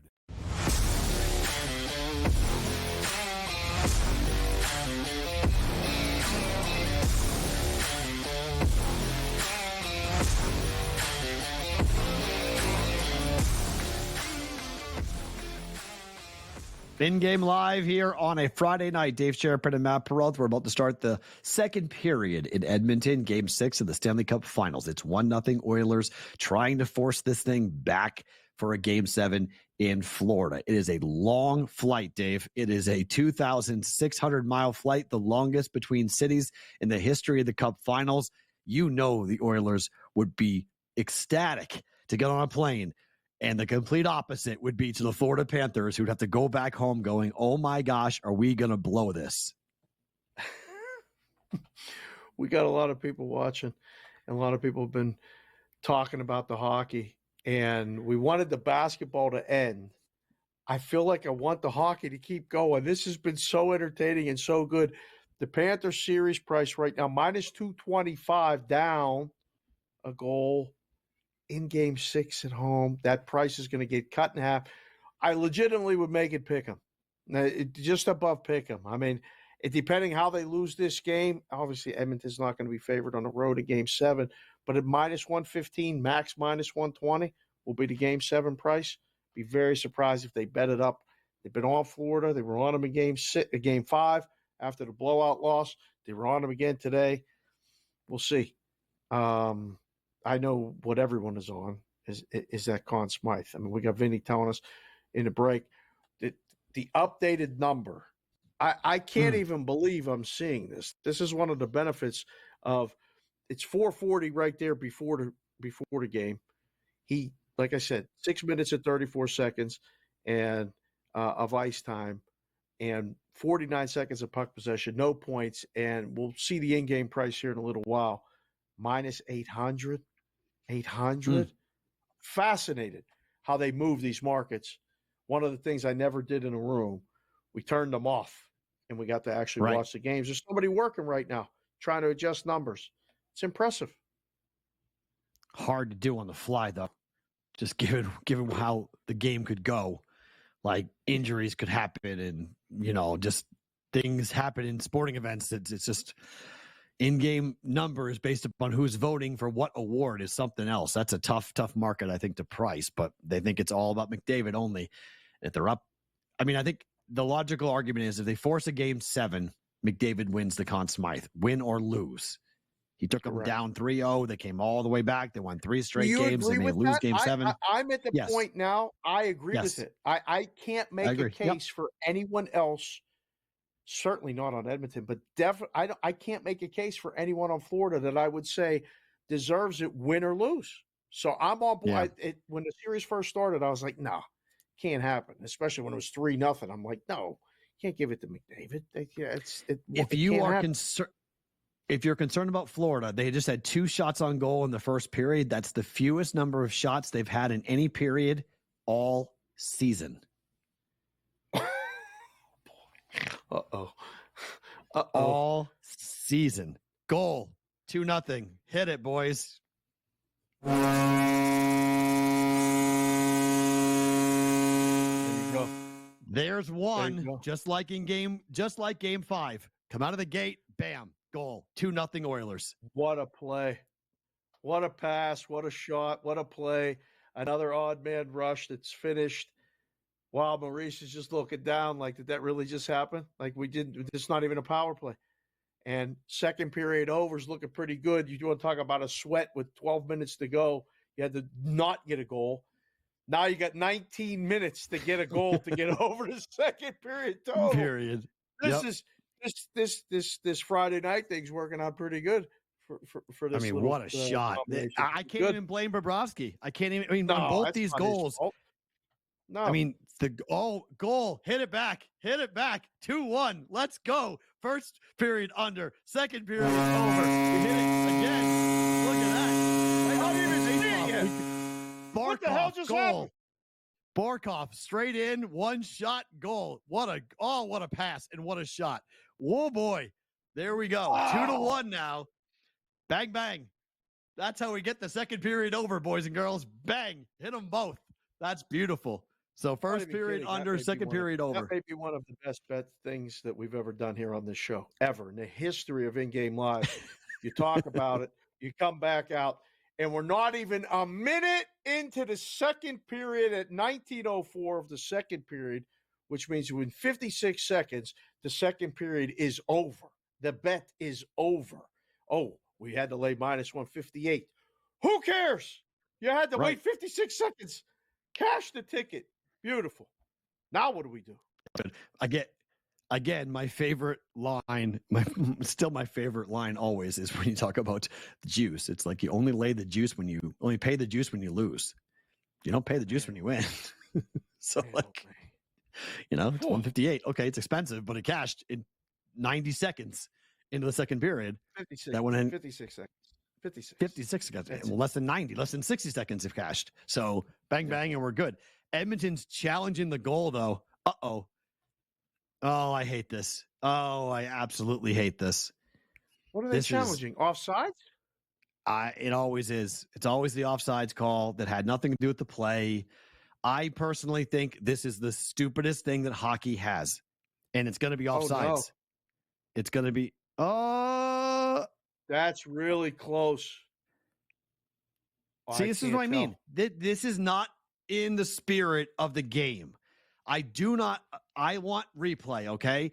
I do not like the ability to go back as the play enters the zone to be able to reel it back and say the referees missed it in real time. So we're going to go back and we're going to split it together by the millisecond to see whether or not the play was onside or not. This is my biggest pet peeve in all of sports, Dave. I think this is my biggest pet peeve more than I hate the Ghost Runner. I hate this. Wow. This is not in the spirit of hockey to do this.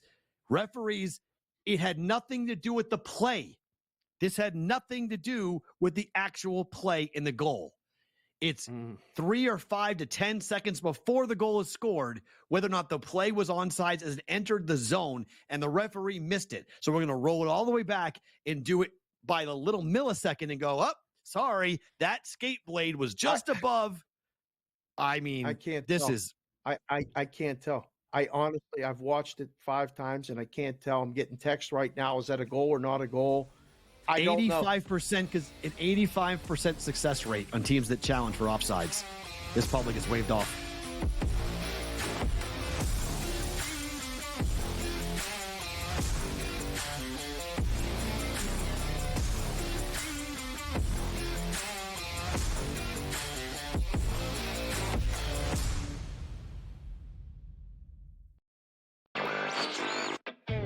This new sports integrity partnership, Genius Sports, is involved in this. More protection. They said that's going to allow them to beef up their protection and add more integrity monitoring tools to essentially catch bad behavior before it happens.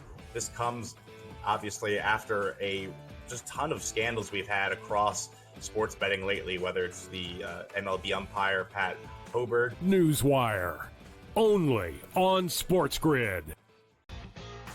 You know, this guy is the mad scientist. I mean, he's all about green density. So in my mind, I feel like he's going to have the green speeds dialed in and the angles he needs to land them and all that sort of stuff. I feel like he's going to be a good spot and playing the course well. And he's going to be hitting less club into a lot of these par threes too. So I just, we're talking about using a live guy. I love Bryson this week. I'm riding with Bryson. Only on SportsGrid. He went bogey, double, par, birdie, bogey.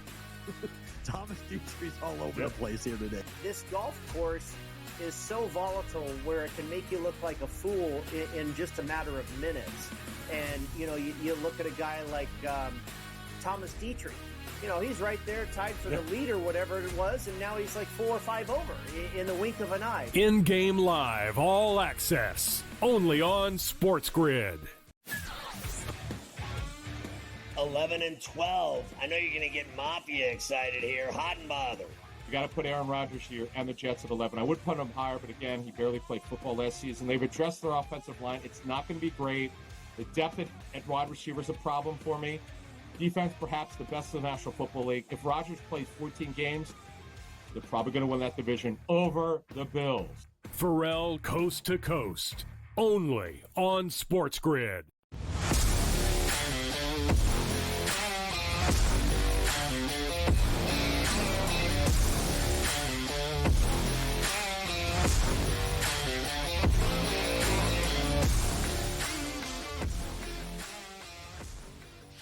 Celebrating tickets that get reviewed and, well, corrected.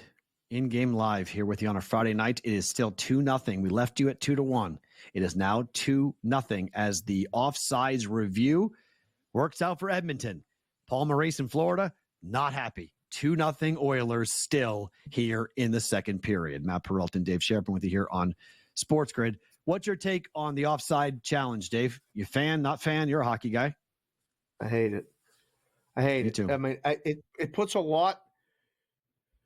Seeing the offsides from both playing and being an official is one of the hardest things to do. You talk about, the first downs and trying to see a touchdown for the line judge on the side of an NFL field. A lot of times you're looking through 3 sets of legs, looking for that little puck on somebody's stick with black tape and a black stick and a black puck on through 4 sets of legs and to see if it's over by an inch. I'm always good with getting the call right, but I can't stand when that happens. And it changed the momentum of this game. It changed a lot of things. I mean, Florida's got to take a breath, just breathe. Yes, we scored, but no, it didn't count. All right, calm down. If Florida gets the next goal, ideally sooner than later, they're okay. They still only have 3 shots. They only have 3 shots on goal in the game. You said the 2 shots were the lowest they've had in a period all season. Edmonton's really playing well, Perrault. They are keeping them outside the dots. Skinner is really super on top of everything. And here's where it goes. Here's where Florida starts to do that push and shoving thing again. They got to get a power play. They got to get a goal. Look at that. I mean, look at that. Look at that shot. The blade of the back of the skate is up off the ice, and that's what they're calling offsides. I mean, it literally is a millimeter. I mean, it's a half an inch that they're claiming it to be offsides. So here's what's going to be interesting. If I was Florida, and I think power play coming for the Panthers. No, matching. So 4-on-4. Kachuk got into it with an Oiler. I would go physical right now. I would just go to beat the heck out of the Oilers. I would try to get some momentum on my bench by being physical. Yeah, you may take a penalty or two, but I think you got to change something up here because as of right now, you're going back to Florida. And right now, you need something to help your team feel okay about a Game 7 because they are going to be reeling in Game 7. Oiler fans are going to spend $1 bazillion to get into the game for Game 7. There's going to be a lot of blue and red in that building for the Oilers, not for the Panthers. And if you're a Panther fan, you're going to that game literally shaking in your boots, going, 1942, guys. 1942. It's happened once where a team in the Cup Finals has blown a 3-0 lead. Yeah. They were 16-1 to win this thing. I know. It will be historic. It'll be first time in 82 I mean, I'm in years, love with it. Don't get me wrong. I'm in love with it. I would love to see it. I would absolutely love to see it. I would be in love watching the crying that will go on for the 5 fans that are in Florida. It would be phenomenal. It would be so good. It would be so good to watch this happen. If it happened, I'd be in love with it. I told you going in, I wanted Edmonton to win this thing. First cup since 1993. It would be tremendous. Get McDavid a cup. It would be great. It was just like Jason Tatum, right? You get McDavid the cup, superstar. Zoop. All of a sudden, McDavid he becomes the face of the NHL. He already is to hockey fans, but he's not to the casual. McDavid becomes the guy with a cup on his resume. He's the guy. It would be unbelievable. And to do it in this fashion, this is, in some ways, look, the Red Sox did it to the Yankees in the ALCS. They didn't do it in the World Series. Be insane in the Cup Finals if the Oilers win 4 games in a row. There's not anything other than to say I agree. There's nothing. This puts him there. This makes him, yes, the face of the entire league, not just Canada, not just hockey fans. I think it really goes to the next level. Now, don't advance all this. They got to still win and they got to win a road game. But man, oh man, you asked before the game started, who's all the pressure on? Now, after having a goal called back on an inch, it was an inch, maybe a centimeter. Everything's on Florida right now. That's it. Yeah, there's going to be a lot of scrutiny on that offsides call. Florida loses this game. It's going to be a lot of scrutiny on that. More to come here. Game 6 rolling on SportsGrid.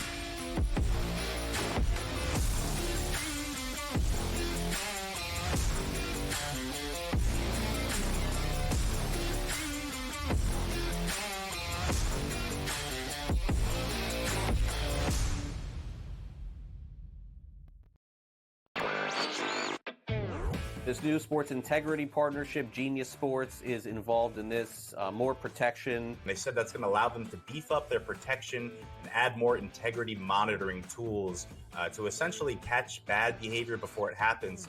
This comes, obviously, after a just ton of scandals we've had across sports betting lately, whether it's the MLB umpire, Pat Hoberg. Newswire, only on SportsGrid. You know, this guy is the mad scientist. I mean, he's all about green density. So in my mind, I feel like he's going to have the green speeds dialed in, and the angles he needs to land them and all that sort of stuff. I feel like he's going to be a good spot and playing the course well. And he's going to be hitting less club into a lot of these par threes too. So I just, we're talking about using a live guy.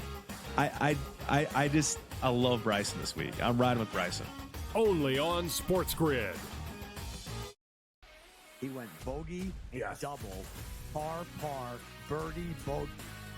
Thomas Dietrich's all over the place here today. This golf course is so volatile where it can make you look like a fool in just a matter of minutes. And, you look at a guy like Thomas Dietrich. He's right there tied for the lead or whatever it was, and now he's like 4 or 5 over in the wink of an eye. InGame Live, all access, only on SportsGrid. 11 and 12. I know you're going to get Mafia excited here. Hot and bothered. You got to put Aaron Rodgers here and the Jets at 11. I would put him higher, but again, he barely played football last season. They've addressed their offensive line. It's not going to be great. The depth at wide receiver is a problem for me. Defense, perhaps the best in the National Football League. If Rodgers plays 14 games, they're probably going to win that division over the Bills. Perrault coast to coast, only on SportsGrid.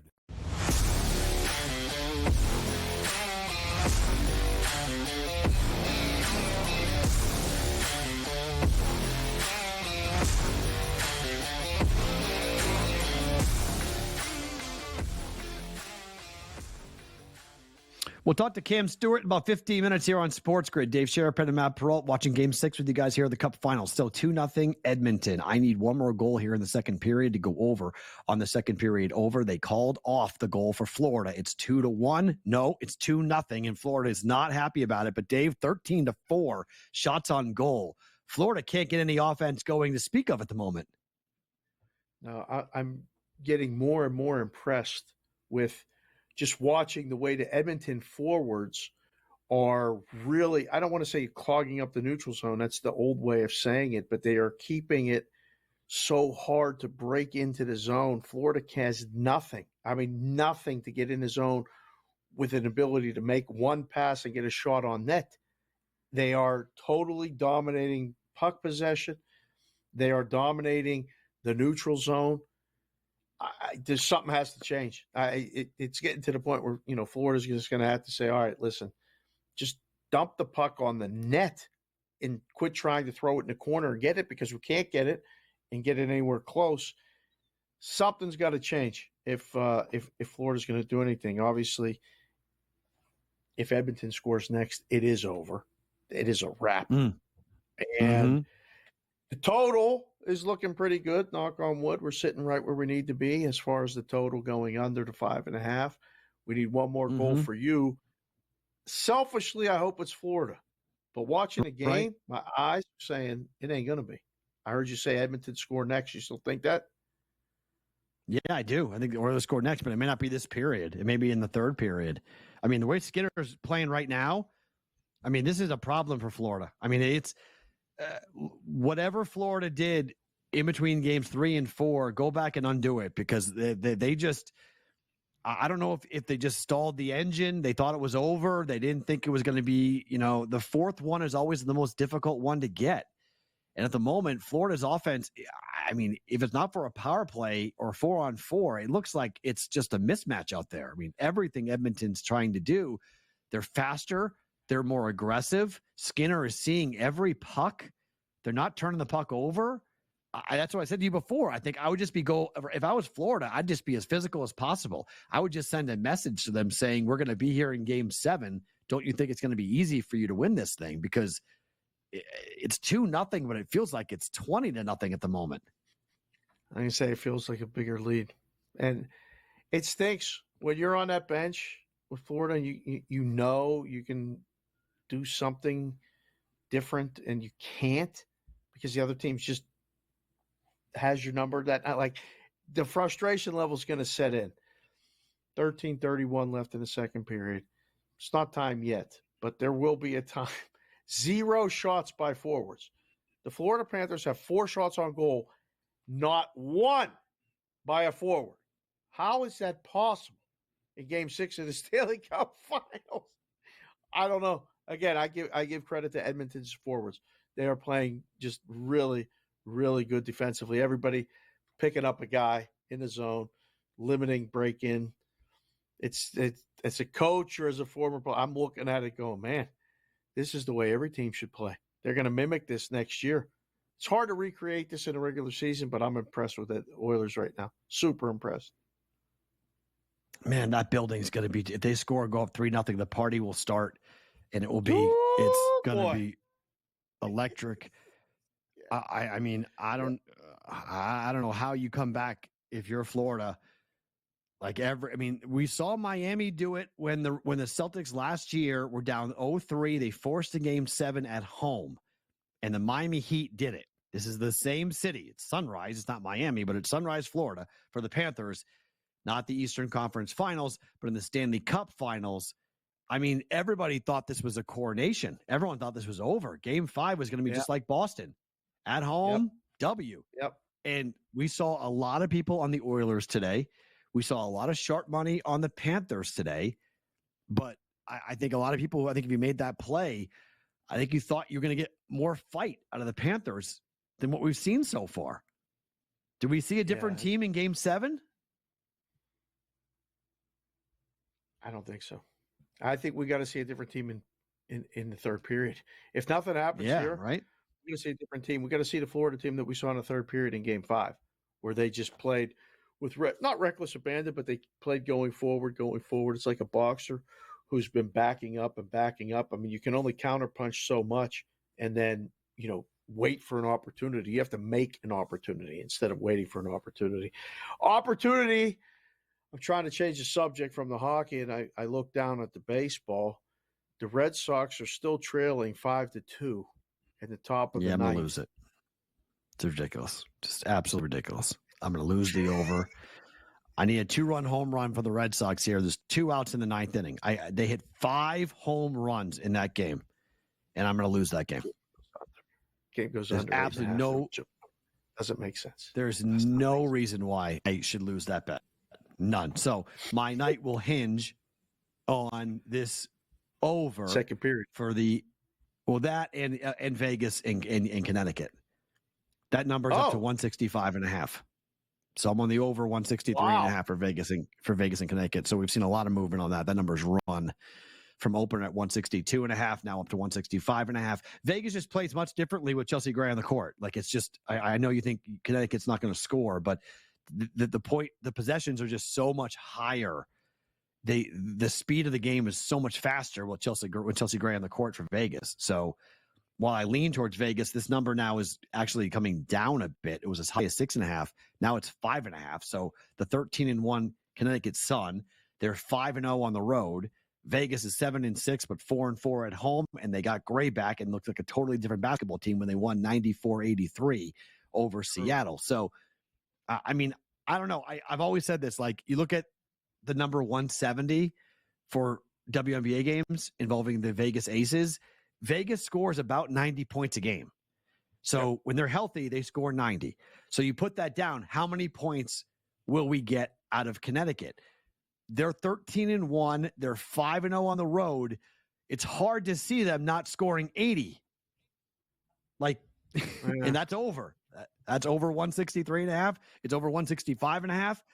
So that's my problem with Vegas games in terms of the totals. When they're healthy and they're scoring, they're going to get 90. How many points is the opposition going to get?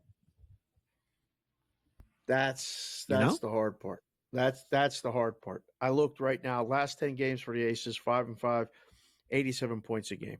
Sun 9-1 last 10, 78.6 points a game, 5-0 on the road. 5-0 on the road. Sound like a dog play to me. I'll buy. No, you can't. No, Gray back is totally different. Gray being back changes everything. Vegas's numbers stuck him out the window because she's the best. She's the point guard for a reason. She's the best point guard in the game. Having her back, Olympic team member for a reason. That's what she is. So, take every number for Vegas and throw out the window. Books haven't adjusted enough to have her back, but she is the most important player for Vegas. She is tremendous. There's definitely a time when injuries like this, when they come back, that odds makers are not adjusting as much as they probably should. There are times where I've done it myself. I've been guilty of it. I used to say that all the time.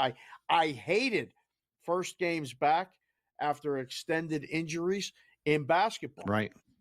It has a big impact a lot of times. There's only 5 people on the court at one time. So when somebody comes back that can impact the game a lot, how much is that worth? If you know, you probably get a better advantage making a bet than the guys taking the bets. Total, not side. I mean, I think Connecticut could be the side. I'm not debating that point. Connecticut could score 95 on Vegas. That's they're good. Connecticut's good. So I think it's more on the total than the side as to having Gray be back. Just pace of play for the over there. Skinner is playing out of his mind. A couple of unbelievable saves to keep this thing 2-0. It's still 2-0. We'll get to Cam Stewart on the other side, get his thoughts. Are the Oilers going to do this? Are the Oilers going to force a game 7? We'll get to Cam next. Flew into Skinner by accident.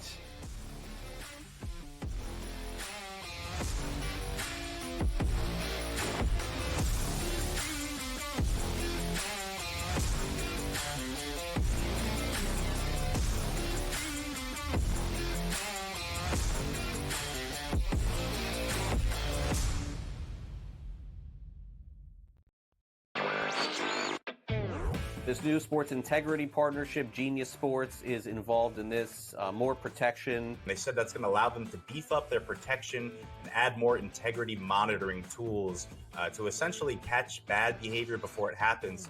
This comes, obviously, after a just ton of scandals we've had across sports betting lately, whether it's the MLB umpire, Pat Hoberg. Newswire, only on SportsGrid.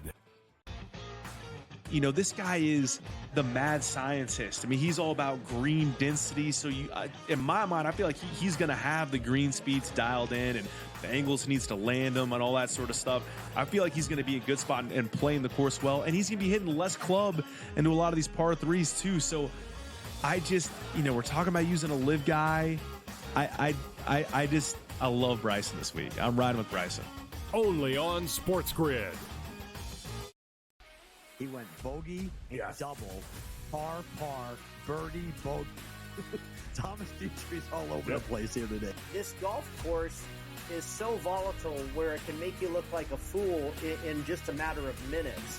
And, you look at a guy like Thomas Dietrich. He's right there tied for the lead or whatever it was, and now he's like 4 or 5 over in the wink of an eye. InGame Live, all access, only on SportsGrid. 11-12. I know you're going to get Mafia excited here. Hot and bothered. You got to put Aaron Rodgers here and the Jets at 11. I would put him higher, but again, he barely played football last season. They've addressed their offensive line. It's not going to be great. The depth at wide receiver is a problem for me.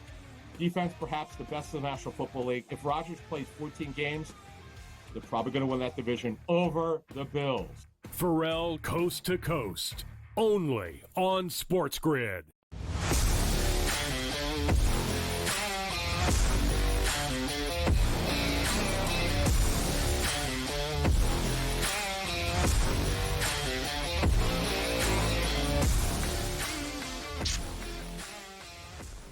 Power play Florida down 2-0 here in game number 6 to the Oilers. If the Edmonton Oilers win, we got a game 7. Matt Perrault and Dave Sharapan with you here on Sports Grid. Let's get to our guy, Cam Stewart. Cam, how are you on this? Florida's down 2-0. Not good, Matt. Pleasure to see you. I hope you're enjoying your Friday night, watching a 3-0 lead in the series go right down the toilet.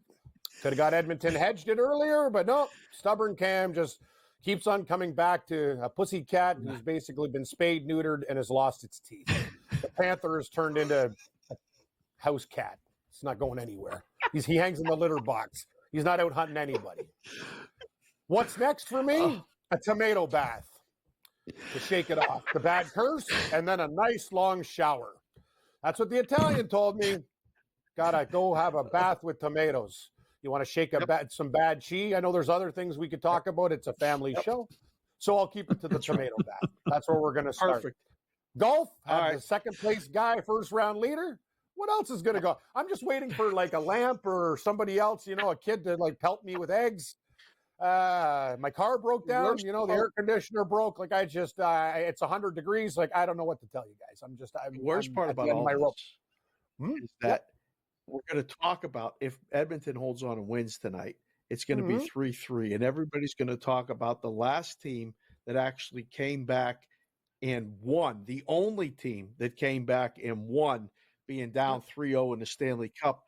That's the Toronto Maple Leafs. Toronto Maple Leafs, yeah. The year my mom was born and 33 years before I was born, Dave. What a stat. 33 years before. That's what we're talking about right now, and I'm turning 50? Okay. Anyway, kudos to Morency and these guys who hung in with the Oilers. I literally thought this thing was going to be over. I knew the Oilers would get 1 probably, but I thought this thing was going to be over in 5. That's why you don't ever take games off. That's why you don't lose 8-1. You take care of business because things can happen like this. That's the whole thing. You don't have games where, we're just going to come back and win it at home. Hockey's different, man. Things can change on a dime. The Oilers got the momentum right now. Sergei Bobrovsky, he's not the same. Skinner standing on his head. He looks like the second coming of I was going to say Grant Fuhrer, Andy Moog. He's playing better than those guys because those guys used to score 7 or 8 goals a game. They're goals against. But let's give Edmonton credit. They're playing really, really well right now. Florida, I thought that was a goal on the offside, but what are you going to do? That's life. I thought it was a pretty, to overturn that call. I thought his skate was there, but you know what? I'm not in the situation room, despite being very close to it in proximity. So, guys, I don't know. I took Florida just because I don't even want to say this. I'm not going to tell. Gabe's probably, I'm not sure if he's listening. I took Florida plus 2.5, minus 130. I also have a draw at 6-1 I took. So if this game goes to overtime, I win that. Okay. So that's what I did with this game because we're here to bet, not to tell sob stories. So 6-1 for the draw when they were down 2-0. I got it at, and I got Florida plus 2.5, and I laid, I think 26 cents or something like that, plus 2.5. Okay. And what else, Dave? Anything else you guys want to chat about? So, what do you think happens with the with the golf tournament in Connecticut? What's the final score going to be? Because Kim is lighting that course up. He's at 13 under at the moment. What's the winning score? 24. Oh, yeah. This is Matt, I forgot to tell you. Brady's got Kim. I got Morikawa. So we got here on the SportsGrid family of golf pickers, we have 1 and 2. I think Carver's I got Batea. I think he's right there as well. So let's just say I got a lot of guys in the mix. But again, talk to me on Sunday night when something will happen because I don't know what to do. Scotty Scheffler's lingering. This guy's price is less than at the start of what is he now live on your guys' book? Because he was 360 at the start of the tournament. He'll be worse than that right now. He's what, 2 back? 3 What back. is he? Yeah, with a suspended round. What do you have? You don't have the Blue Jays tonight, do you? Let's I consider taking them, but the Blue Jays are dead to me. Yeah. I don't understand. No, they're done. I know people say don't panic. Panic? Yes. How about panic? You get swept by Boston. You're getting your asses kicked by the Guardians. What are we going to do here? Are we going to change anything? Or are we just going to let the season happen and go down the tubes? Honest to God. Charlie Montoyo was a better manager than this idiot we got here. Now they get rid of him. I'm going to tell you guys something from what I know. And I don't know the man personally, but I know people who have worked with him, and I don't care if he watches the show. I really don't care. Ross Atkins is the problem, okay? John Schneider is a scapegoat for this team. The general manager's an idiot. He doesn't know what he's doing. He threw everybody under the bus. It was his decision to take out Gossman with that 8-1 lead. Remember when they were beating Seattle in the playoff game? I was there. That was on him. And all he does, because he's a weasel, is sell everybody else out and not take responsibility for his action. So this is on you, Atkins, you moron.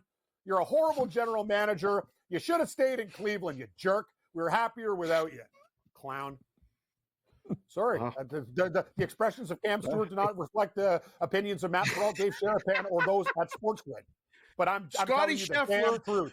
Yes. At FanDuel is plus 185. Tom Kim is 4-1, and Morikawa is plus 450. Unreal. So Scheffler at the start of the tournament was plus 350 to, you might have got a boost on some books to 4-1. He's not leading, and you're getting a worse price. What do I do with it now? Nothing. Dave, I was just waiting for him to be like 3 or 4 more shots back, but it's not happening. Like, I have a plan with Scheffler, but it's not going according to plan. He needs to be 6 shots back before I can execute my plan. You get my drift, buddy? I'm struggling, Dave. Struggling. Canadian football? Is that going good? Canadian BC Lions. Yeah, we're up 6 and we're getting 2.5. Go Lions! Let's go! Oh, yeah, sorry. That's a real cat. Hey, Panther, why don't you take a lesson from the lion on how to be a mean cat in the wilderness? Panther. Uh-oh. Sorry, Matt. I'm next freaking goal out. wins? Next goal wins? Yes, next goal wins. I still think this game can go to overtime. That's why I bet it. If Florida wins, if Florida scores next, Florida can win? Yes? Oh, big time. Big time. Yeah, if they go 2-1, we got a hockey game. You got to get the first. We got to get the first brick in the house before we can build it. You got to get a shot on goal, Cam. They can't even get the puck in the net. That's a great start. Can you get a friggin' piece of rubber on the net, please? Galvanized rubber. 14-10. 14-10, by the way, though. Florida has shot more pucks at the net. They're coming along on the shots on goal. Enjoy your weekend, fellas. I might not be around for a while. You too, Cam. See ya. See you top of the hour on Sports. Bye. On Sports Rage.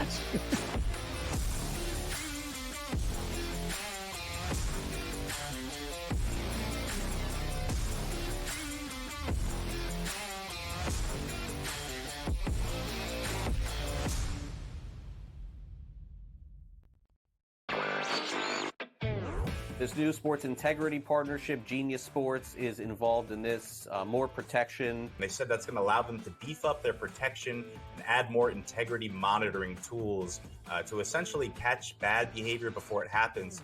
This comes obviously after a just ton of scandals we've had across sports betting lately, whether it's the MLB umpire, Pat Hoberg. Newswire, only on SportsGrid. You know, this guy is the mad scientist. I mean, he's all about green density. So in my mind, I feel like he's going to have the green speeds dialed in, and the angles needs to land them and all that sort of stuff. I feel like he's going to be a good spot and playing the course well. And he's going to be hitting less club into a lot of these par threes too. So I just, we're talking about using a live guy. I love Bryson this week. I'm riding with Bryson. Only on SportsGrid.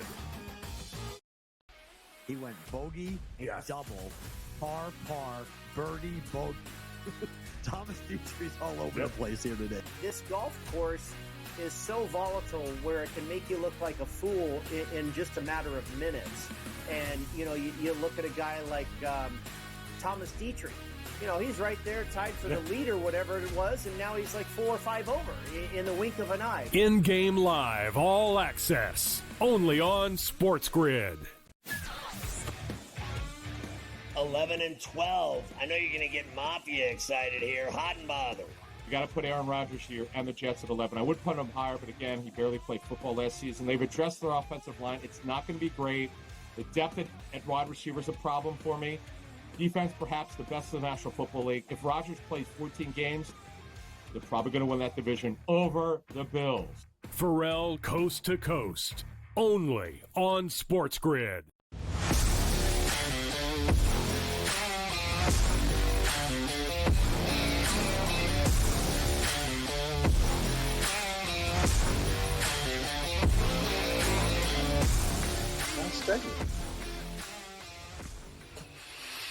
In-game live here on a Friday night. Last couple of minutes with myself, Matt Perrault, and Dave Sharapan here on SportsGrid. I'm not going to lie, Dave. I'm a little bit annoyed here. We're going to lose this second period over because of that ridiculous review. It's 2-0 with 3 minutes to play here in the third period.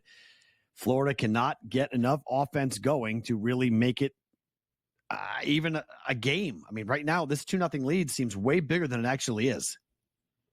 I can't believe it.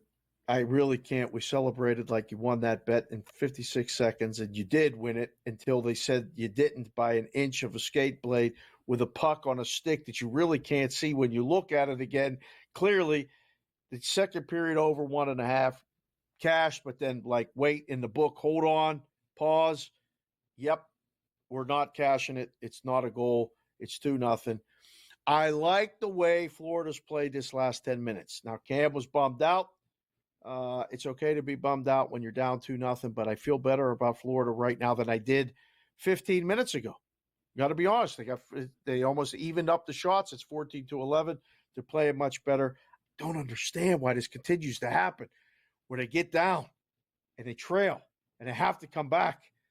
It's this repeated pattern of behavior that hopefully will result in it somehow coming back and tying this game, getting an overtime winner, getting the series over. Otherwise, we got a Game 7 on Monday. Some people will say it's the two best words in sports. Game 7. What do you think? Florida? Maybe? No? I have no idea. I have no idea tonight, and I have no idea in Game 7. I'll bet the same thing. First period under, and where we go. Because it's 5-1 now in the series. So that would be the only bet that I'm going to make. I mean, I don't even feel like Florida's had a high danger chance. Like, it just doesn't, other than the Barkov goal that got reviewed and then taken off the board, they really haven't had a high danger scoring chance where you've been like, oh my gosh, they're going to have an opportunity to score here. It's just been a lot of very easy shots and easy saves for Skinner to make. They're just not pushing, and it's credit to Edmonton. I mean, this is clogging up the middle. They've improved 5-on-5. I mean, clearly what they've done is they're much better 5-on-5 than they were earlier in this series when it was all Florida and the 5-on-5 was being won consistently by the Panthers. And now that's not the case. It's being won. Goal. Oilers. We hit it. We hit the over the second period. Wow. There we go. We get it. And this game is Vince Carter over. We are going back. We are going back to Florida. Game 7, Stanley Cup Finals. Look out. Goodness. Hyman. The Oilers did it. The guy that scored a goal. There's no review. I don't see anything happening to make that. That's it. So Hyman gets the goal. The rally cap gets it done. I switched to the Bananas hat. You did. The Bananas are here in Vegas for the weekend. The banana hat will have to be worn the rest of the night. This is a wrap. Let's go Padres later tonight against the Brewers. Minnesota and Oakland over, and I don't know what to do with that freeway series. I really don't. I don't know enough about it. I guess over. Just enjoy the rest of the hockey game, boys and girls. We got to have a Game 7. What a play is by right. Hyman, by Zach Hyman. What a play. Takes a loose puck at his own blue line, goes breakaway all the way down. Breakaways this series so far for the Oilers, they were 0 for 3 in the first 4 games. They're 4 for 4 in the last 3 games. They got him. Holy mother. Yep. Do not I can't let these believe I'm guys. even saying this. If you're Florida, do you go to make a change in goal on Monday? In Game 7? No. You cannot throw a backup. No, you just can't throw lost a backup 3 in Game games 7. in a row. No. That's the ultimate sign of a panic move to throw a goaltender. If you were going to shift to goaltenders, you would have done it in Game 5. You wouldn't have done it. You would not have done it in Game 6 or Game 7. That's a horrible idea. No. That tells your team we don't trust the guy in net. You can't do that. Can't do that. Can't do that. Scary. We're not going to be the only ones talking about that between now and then. Fair. Right now. And Paul Maurice is going to get peppered with it over and over again, saying, "Hey, do you need to change the goalie up here? Because, well, I'll say this: all 3 goals tonight were not Bobrovsky's fault. Not his fault. It's not his fault. Not his fault at all. He got beat on a breakaway in 2 great shots. Not his fault at all. Oh, my gosh. He's Dave Sharapan. I'm Matt Perrault. Back for the boys. Thank you for everyone watching. This was a lot of fun. We're back every Friday night next week. Back again. Florida's going to blow this? Stick around.